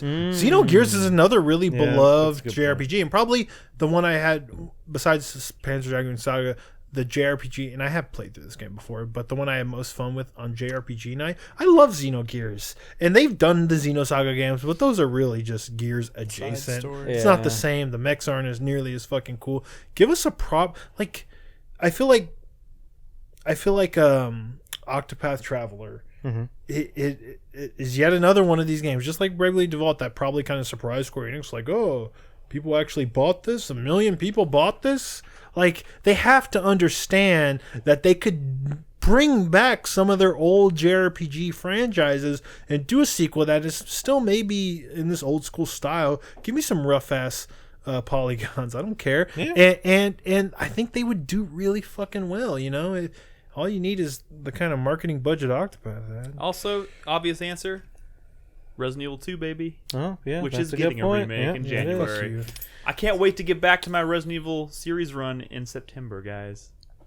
All right, so you moving know. on. Adam asks, watching Ed play through StarCraft Remastered for 98 month, I want to ask the 4PP crew, what do you love about RTSs and hate? Nothing. When I was 8 years old playing through StarCraft, one video always scared the hell out of me, and it's the direct rip-off of Alien when playing through the Zerg campaign to fix Kerrigan. The only RTS I've ever tried to get serious about was Warcraft 3, and I don't think I ever won a match. So I was really into Warcraft 3 and StarCraft for the story and the lore. So yeah, I always played... I just realized I played a bunch of the Warcraft 3 campaigns. I always played a lot Dude, of the fucking StarCraft Arthas? campaigns. Oh my God. And it was one of those things where when I played with my friends, like when we'd go to like the place and have like LANs of those games, it was usually pretty fun. But then if I ever tried to play online, I just always got fucking destroyed by people, and it's like it was just never fun because my APS really is play never those good enough, and I APM. never spent. Yeah, thank you, my APM. You can't play those games casually. my. Dude, It's, and yeah, that is a terrible game to be losing at because it takes a long time Yeah. to lose the game, Yeah. and you watch yourself losing the whole time. you just have that one scout you send off just to run away and be like, I can rebuild, I can still make it, and then every once in a while I'd be like, dude, fuck this, just kill me. To the answer his Zerg question rush. more specifically, Zerg 'cause rushes, god he damn does it. ask specifically what we love about them, and if I had to play a compliment to RTSs, this is not to RTSs in general. I think it's more specifically to the one I've played, which is Warcraft 3. I love the way, and this maybe just applies to Blizzard games in general. I love the way their games look. Like Warcraft 3 is a beautiful, like stylistic Dude, oh my game. God. It looks gorgeous. The breadth and like the inventiveness of some of the unit designs and like the completely different way, like in StarCraft specifically, the completely different way that like the Zerg handle from the Terran, which are completely different from the Protoss. Like that stuff is fucking great. It's one of those situations where I would get good with the like with the Terran, and then be like, dude, the Zergs suck, and then I would start playing with them a little more and realize that you can't treat them the same. You have to treat them completely different. Because I was treating them. You have to use the units differently, and you have to Completely understand when, like, yes, just because the Terrans have nukes, that doesn't mean they're fucking end all be all. And then in Warcraft, you get like even more option, like even more different races that you can go through. Like, yeah, I mean, like I think RTSs are like this really great breeding ground for like interesting mechanics through unit design. But like I just I just remember I don't have the time. I just remember playing with the night elves in All right, now Warcraft you're just 3. reminiscing. I know. I've not even answered the question. Yeah, sorry. What do you love about? I hate RTSs. I've never finished an RTS in my life. All right, thank you. Are we counting? I just can't deal with it. My personality type, I just freak out. I'm like, I don't have ultimate control. I'm a turn-based guy. Does FTL count as an RTS? No. I've definitely you finished can FTL. pause at any time. Yeah. Yeah, but you could pause in RTSs. Not like not like that. Yeah. I mean, You can't issue pause and commands. queue shit up like that in an Okay, RTS. I did finish Brutal Legend. Okay. That's basically an RTS. That is true, and that was a cool idea. Yeah, it's that cool. they My made. favorite RTS, Brutal Legend. I will say, after that conversation, we just had going back to Zero Sky's previous questions. Yeah. It'd be good to have a sequel to StarCraft where it focused around like the ghosts from the Terrans. Yeah. That'd be a cool. Right? God yeah. damn it! Like no maybe one. like an action like third person game. Yeah. Just like really That's- branch out. That's never gonna die, is it? They could have added like a cool multiplayer. A sequel to Final Fantasy VII that focuses around like maybe If you say Zach, I did No, do the Fort Vincent. Condor stuff in Final Fantasy VII. That's an RTS. Right? Fort Condor? oh my God, Skittles what? just submitted a question. Fort Condor. Fort Condor. That's an Skittles, RTS? you're very much too late. Final question from Soup Nazi, unless Nick wants to look up Skittles. I'm looking it up. We'll see what happens. During a live podcast, Brad accidentally comes into contact with the mic so hard that coma ensues. Upon his waking, hours later, he appears to be his normal self, but forgets everything to do with video games. Turning to his fellow friends for guidance, all of you are now given the power to steer Brad's taste in video games. What 3 games would you choose to have him play? Oh, Also, that's a good one. Henry threw all of his existing games, PC, and consoles into blazing fire, so he has little evidence of what he liked before the accident. Spyro the Dragon. I still have my figurines, though. Definitely Spyro the Dragon. Well, StarCraft. No. Octopath Traveler. My first JRPG, I probably wouldn't like JRPGs.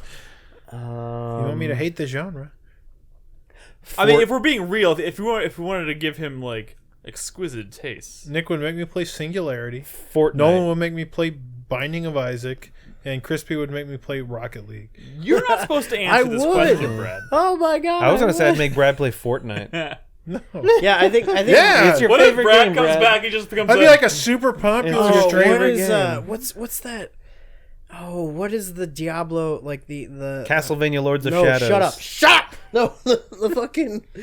Oh, that'd be a good one. no, the Castlevania Lords of Torchlight? Shadows 2. What was that Diablo like franchise that was on like Xbox? Torchlight. Torchlight? Yeah. Is that what it was? Yeah. Yeah. They announced a new one. I would Couple get weeks ago. Brad into Torchlight. I think it'd be funny if he was into a Diablo like without actually ever having You been know into what? Diablo. On Lords of Shadow, if I've never played any other video game, which meaning I've never played God of War and I've never played Shadow of the Colossus, I'd probably be pretty wowed by Lords of Shadow, Dude, to be honest. I bet. As like a In fresh retrospect, it's stupid. naive Brad's- babe. Brad, your favorite game is Leisure Suit Larry. I would get Brad to play Madden NFL. Warhammer 40K Space Marine. Ooh. You know, I've never played Space Marine. That's good. I've always wanted It's a to. decent game. NBA Jam. That's a pretty decent game. We just get him into sports. It was one of games those ones that I hardcore. always heard was good, but never maybe essential. I mean, it's not like It's not essential, but it's satisfying. It is satisfying though. You get some cool weapons. Jetpack. It's kind of neat to It's kind of neat to like cut people down with a chainsaw sword. All right, now plasma we're just pistol. talking Bam, bam, bam. Hold on. I'm trying to Fear find 3. I have Skittles question. it. You do? I would get Brad Yeah, to Skittles. play. Skittles question is pretty simple. It's what was your favorite moment from 1998 month?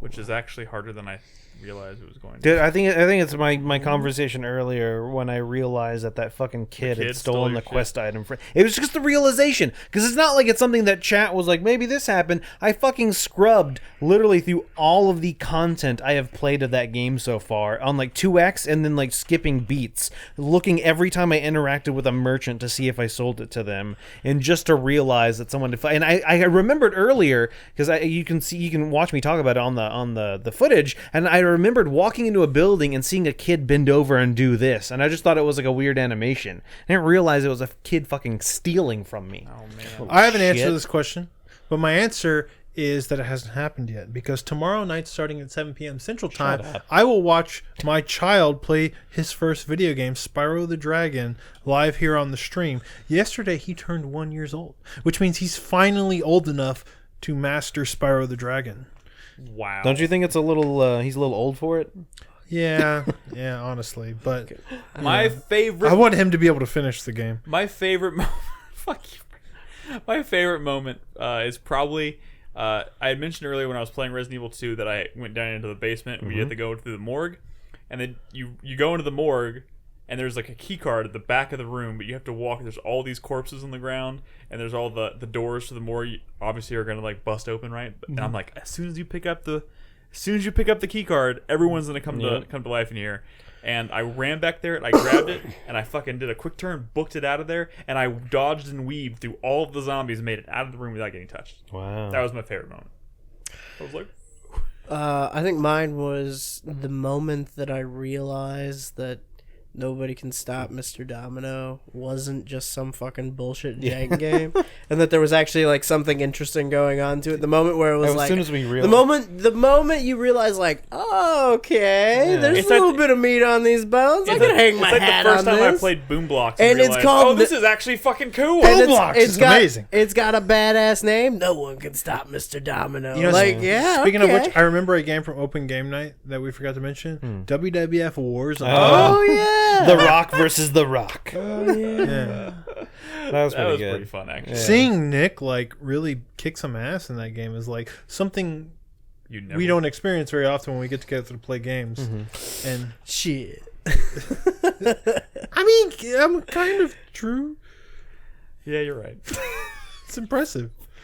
Oh, thank you for your questions, everybody. Thanks, guys. 1998 month has It been is free, pretty fun. Stay tuned for next month, which is 1999. Since No, Just kidding. I'll kill myself. since we're pretty good on time, can I have a quick aside, real quick? Sure. For some reason, It's your home. It made me think of my name for some reason, Nolan. I went to like kind of a hipstery coffee shop this morning on my way to work because I stopped by the dentist.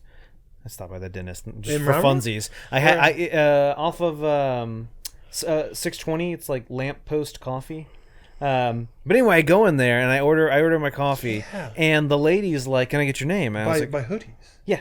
I was like, "Nolan," and she was like, "Oh, like Christopher Nolan," and I was like, "I guess," and she was like, "Oh, he's a director."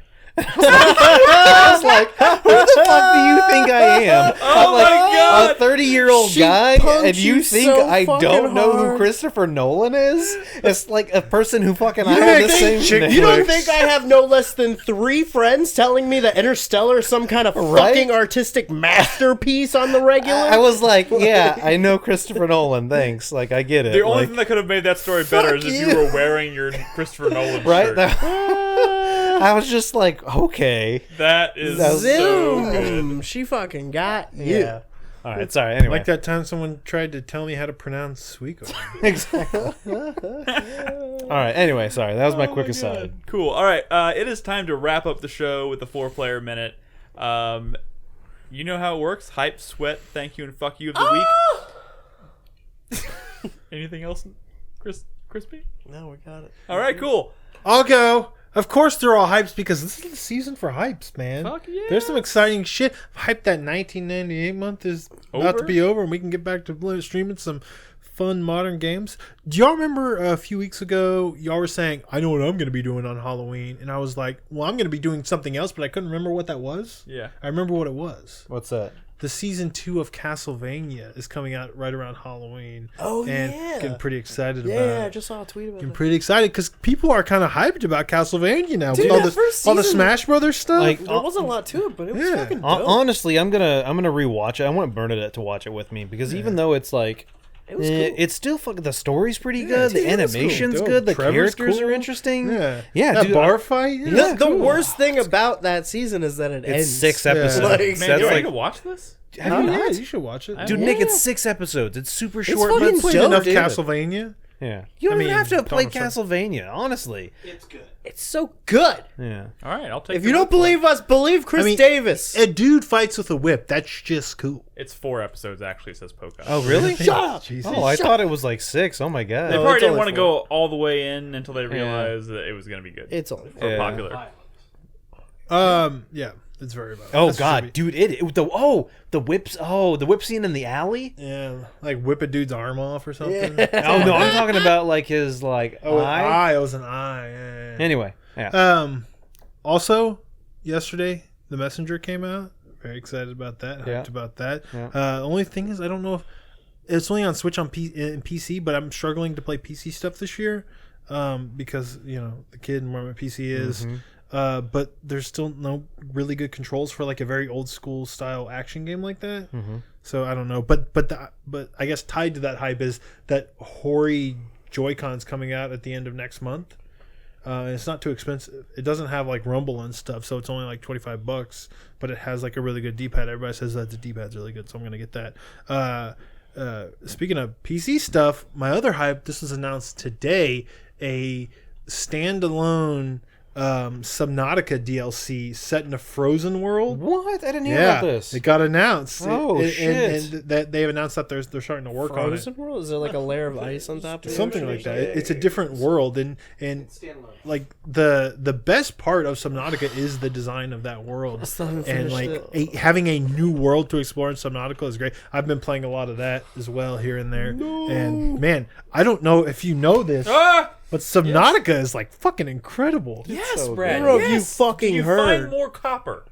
No, Did you see my message? Copper. I just met her. but you said something like you described like a biome or whatever Yeah, that is. the coral forest. There's a lot of coral forest. No, there's like a really tall coral. It's relatively close to the big ship, Okay. and there's one of those vents Yeah, over there. Yeah. Heat vents or Yeah. whatever. Yeah. Thermal. Thermal vent. Yeah. That's the word. Oh man, it's crazy. I feel like I'm just still barely scratching the surface of game's this so good. ocean floor. Brad, you shouldn't be anywhere near the surface. Well, I don't have this prawn suit yet. Wait, right? really? Subnautica's getting a physical edition in December? Oh. You know what's also I'm gonna getting a double physical dip. edition? I hope it's waterproof. You know what's also getting a physical edition?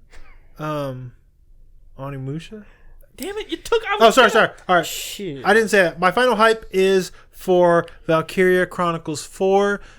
No one's talking about this game. I'm not gonna let it die. If you fuckers spend $60 extra on like a fucking Spider-Man statue or fucking what else is coming out? Like a Red Dead statue or a Sekiro statue, and you don't buy Valkyria Chronicles 4, Or a giant Resident Evil 2 collector's box. What you're, about a Donut you're a County- garbage person. Go die in a fire. What about a Donut County butt plug? Is that a real thing? I will, Donut County is really I will cool. say I don't know if this means anything, but like they've been talking about Valkyria Chronicles a lot on kind of funny shows. Yeah. Been getting a lot of talk over there. Well, so. I've been playing it on Switch. The demo carries over. It's the start of the game, Yeah. and it carries over, so you can start playing that now. And I was surprised that it actually does run pretty well on Switch. So I might get it on Switch. Might Wait, not. you convinced me to switch it from Switch to PS4. How is it run on I'm Switch? probably gonna get it on PS4 just because it's a beautiful game and it's gonna look and run even better on PS4. But does it look and run beautifully on Switch? Too? I mean, it just kind of looks like Valkyria Chronicles 1, but I feel like it should probably look a little better. Brad. Yeah. This minute's been super long. No. Oh, by the way, fuck that Sekiro statue. That's so fucking lazy, and it looks like crap.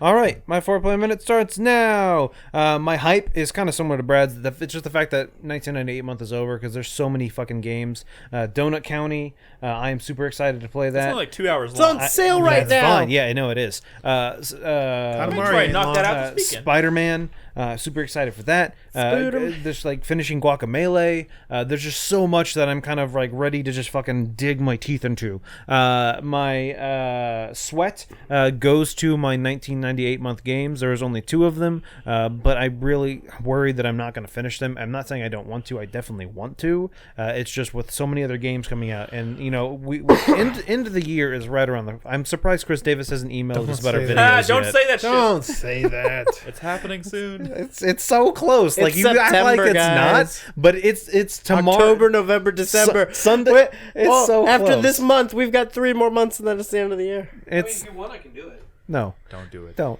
Don't do it. You my- ruin our lives. It's My- almost my- 2019. My thank you. Seriously, you goes- make a hobby a hell. My my thank you goes to Recycled and Biohunter and everyone else in the community and chat who helped me out with my 2 games this month, especially just because the games I played were fucking Massive. meaty games that aren't just like simple. And so I thank you for like the help y'all gave me just to try and like ease my way into those. And then my fuck you goes to myself. And partially to Brad, because I was not until Brad had mentioned Holio, I didn't know about it. I have now reached the final like master level of Holio, which part of the problem. well, so hold on. The game has like 10 million downloads on Android. I will say I've spent no money on it, but it's like a very dumb version of Donut County. I probably should have captured some footage of it, but it's just like a multiplayer. You're a hole and you eat things and you become bigger, and then you eat other holes That as is long as you're big enough. That is Donut But County. no, Donut County has like story to it, and it's like the thing with this is it's And the cute same. raccoons. It's the same level every time, and it's super boring. And it's not like I haven't put 100 hours in it. I've probably played it for maybe 4 or 5 hours. But the thing is, the game's really easy to kind of figure out the little gimmicks, and like I don't know why people playing the game focus on like. I don't know. There's dumb things like it's I don't know, whatever. But anyway, I fuck you to myself for playing as much of that as I have. But anyway, yeah, that's it. Cool. Crispy.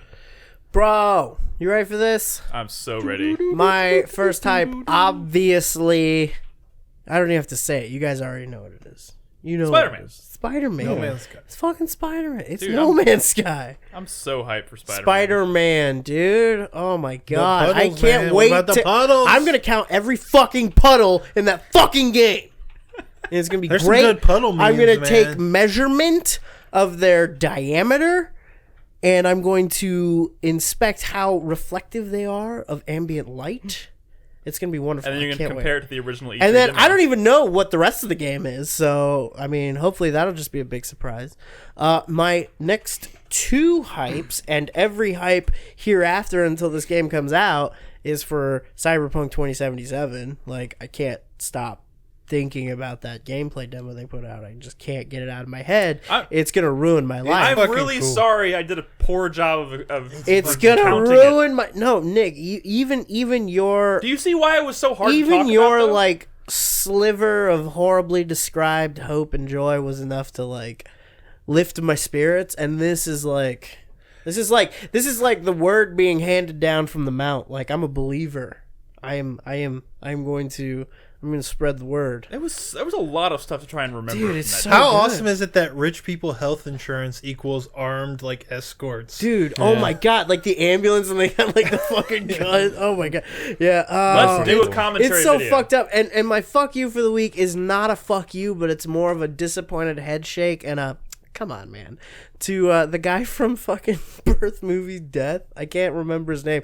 Some dude, the day that came out, or the day after that the Cyberpunk demo came out, some dude from Birth Movie's Death did a write-up on it, and he was basically saying that Cyberpunk 2077 looked like all of the edgelord, like, 90s bullshit comics that, like, are really fucking stupid, and he was saying things like, oh, well, it was like, this world looks so grimy and violent, who would want to spend 200 plus hours in this world? And I'm like, dude, right here, me, this guy.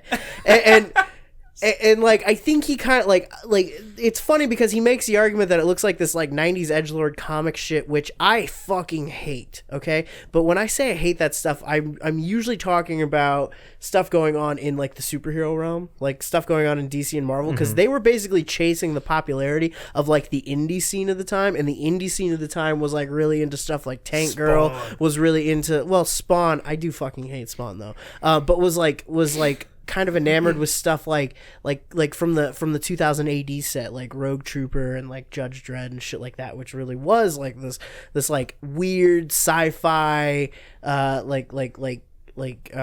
dystopian future, like almost punk rock kind of thing, which is actually really fucking cool. It's you ever actually play the really Rogue Trooper fucking game? great. Huh? Did you ever play the Rogue Trooper game? No, I haven't. Made by Rebellion. It's kind of like a hidden gem. It's supposed to be pretty good. Yeah. Dude, there's like fucking Duncan Jones, I think, is doing a Road Trooper yeah, movie. that seemed random. That's so weird, Yeah. but like, yeah, they optioned a movie. British. But like did this, that guy hate Blade Runner 2049? yeah, that's what I was thinking. Like, do you just don't like any kind of like cyberpunk fiction because it all revolves around that? Like, and he was talking. He was making the case that like Deus Ex had kind of like done it all, and Deus Ex was a good game, and It is good. and we're bastard people for, for forgetting this it. aside, what I really don't want to happen is people to start throwing Deus Ex under a bus because they're super Sure. Well, it doesn't matter. hyped anyway. about That series is Cyberpunk. already being Sure. Don't be an asshole. Like that happened with started happening with RPGs after The Witcher came out. Like Dragon Age was never good, or like Inquisition went from a 9 to a 6. I don't know. After Witcher 3 came out. I don't know about Mankind Divided, but Human Revolution was like fucking dope. It was dope. It was a great game, and I loved it. That was one of the first games I ever streamed for this website. But yeah, I mean that guy like. It just seemed like he doesn't click with the whole concept, and he just wanted to get his article out because everyone was talking about it, and he hadn't seen anybody say anything negative about it. Mm-hmm. So for that, I say, come on, man, come on. cool. Thank you, Crispy. Yeah. I do think we should do a commentary video. Yeah, That could be fun. All right. My 4-player minute starts now. My first hype is for Dragon Quest XI. Comes out next Tuesday. I was kind of on the fence about it. I've been trying to get into Dragon. At least I want to play a Dragon Quest game, and I've wanted to since I played 8. And I think this is probably going to be the one. I watched that really wonderful Tim Rogers review from Kotaku, which is 36 minutes long. Wow. But it is amazing. Like it kind of makes me ashamed of like every video they were produced. Like it's so good. That's pretty good. It's such a great review. It was a good review. I was laughing the entire time, but by the time I finished it, I was like, I absolutely 100% want to play this game now. Yeah, he really sold it well. Very, very well. And also, I know that's going to be kind of the game I kind of play in the background for a very long time because it's very obviously going to be like a 100-hour experience. Yeah. My first fuck you of the week goes to Guacameele's challenge. Challenges, Oh my god, that one you posted on Twitter. Did you was watch the whole fucking thing? Nuts. It took me like over 50 tries. It's it was- platforming, right? Yes, it's See, I it's started like on super hard fucking mode. Meat Boy. I started on hard mode. I don't know if that does anything to the platforming. I don't think it does. I don't really think fucking it's old now. platforming. But if you watch it, it's fucking You said you brutal. posted on your Twitter? Yeah, it's fucking brutal. But I got it, and it's very satisfying when you get it done. The game is fantastic, and we'll talk about it next week, I'm sure, when we can finally get back to talking about current stuff. But yeah, fuck those challenges. I have 4 more to do, and Jesus Christ, I can't wait.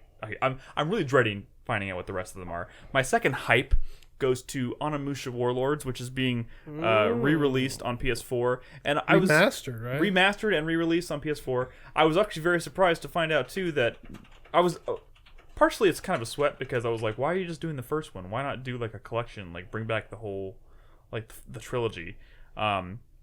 But like, and I was like, oh, this should be something they're gonna throw out there and just shit out, and no one's gonna pay any attention to it. But they're giving it a full physical release. Like it's coming out, like it's being marketed pretty heavily already from Capcom and I stuff. don't like, know, dude. That announcement was super uneventful. That should have been like at a, like why didn't they announce that at Gamescom, man? Dude, I feel like kind of a Gamescom. bummer. I feel like the announcements at Gamescom were pretty low. Like there was like the one day you got I'm saying, like 2 or 3 big announcements and then nothing. In fact, I didn't even hear anybody talk about impressions of Devil May Cry 5 from Gamescom. What the fuck's up with that? Oh, I saw plenty. I mean, I saw like a few write-ups about it, but like I didn't see anybody on Twitter talking about like being at Gamescom and playing it. And, In the original Onimusha, could you play as the girl? no, Or is that part of the remaster? There are sections of the game where you can Oh, play that's as the girl. right. Man, it's been a while. That's also like a one-sitting game. Yeah, it's almost. like I can beat that game in It's- probably 3.5 hours. It's not long. It's not long, which is why I was like, this needs Onimusha 2 and 3 to be like Damn. a really. Like a physical version of Onimusha Remastered almost seems kinda like But the a thing is, waste. I'm going to buy this 100% because 1, I would love to go back and play it again. 2, I would love to see the series come back. 3, and see, 3, so- I just want to show them that like they could totally sell this game. Speaking like, of as a 3, though, package. do you think that they might not be able to release it Jean because Reno? of the Jean Reno likeness? Maybe. Who the fuck knows? Which is so random. They didn't even get his voice. Yeah, I don't know. Just a dude that looks exactly like Jean Reno. Yeah. And my fuck you of the week goes to the people Brad mentioned earlier, the people who are mad about fucking puddles in Spider-Man. was a little chill. silly. Some dare you. people are so ungrateful for how amazing video dare you. games look and feel now. It's about so ethics. bizarre. It's about ethics and I fucking hate game you. demos. Every one of them, it's just their favorite. They're getting This us Hydra hyped. Man. Oh my god. Using demos based on fiction, Yep. Nick. You know, these are not the games we're going to buy. I saw that puddle when I originally saw that game. They're selling us lies. False It's advertisement. so bad because I feel like the people We're that are filing complaining a about class action puddles are the lawsuit. people who would get no enjoyment out of something like 1998 month. Like, Probably not. you know what I mean? People who complain about downgrades are actually stupid. So there it is. Objectively stupid. Yes. Anyways, that's our show this week, guys. Thank you so much for listening. Thank you so much for joining us all month long for 1998 month. It's been fun. We got to play a whole lot of great older games that we've, it sounds like we've all found something that we'd like to keep going with, which is cool. But next week, we'll be back in the month of September in the year 2018. And I think we've kind of decided that next week's podcast is going to be almost nothing but impressions. Yeah, I we- kind of like that, right? Yeah, we've been playing a lot of stuff. We're gonna Chasm? get deep and sweaty. Yeah, my God, and I forgot about sadly, Chasm. I didn't get to I record know. any bonus podcasts Poor this Chasm. month, but I'm gonna try and get back to that next the night Chasm. before my next stream on Monday, or whenever that's gonna be. Yeah, I guess it's Monday. So stay tuned for that. We'll let you know what that's going to be. But yeah, thank you guys so much for joining. Of course, 4playernetwork.com is the website. You can find us on Spotify now. Don't forget, check us out on Discord, discord.gg/4player, patreon.com/4player. Yeah, all that good stuff. Anyways, we'll see you guys next week. And of course, you can catch us every single night. We stream games nightly on twitch.tv/4playerpodcast. Good night. Bye.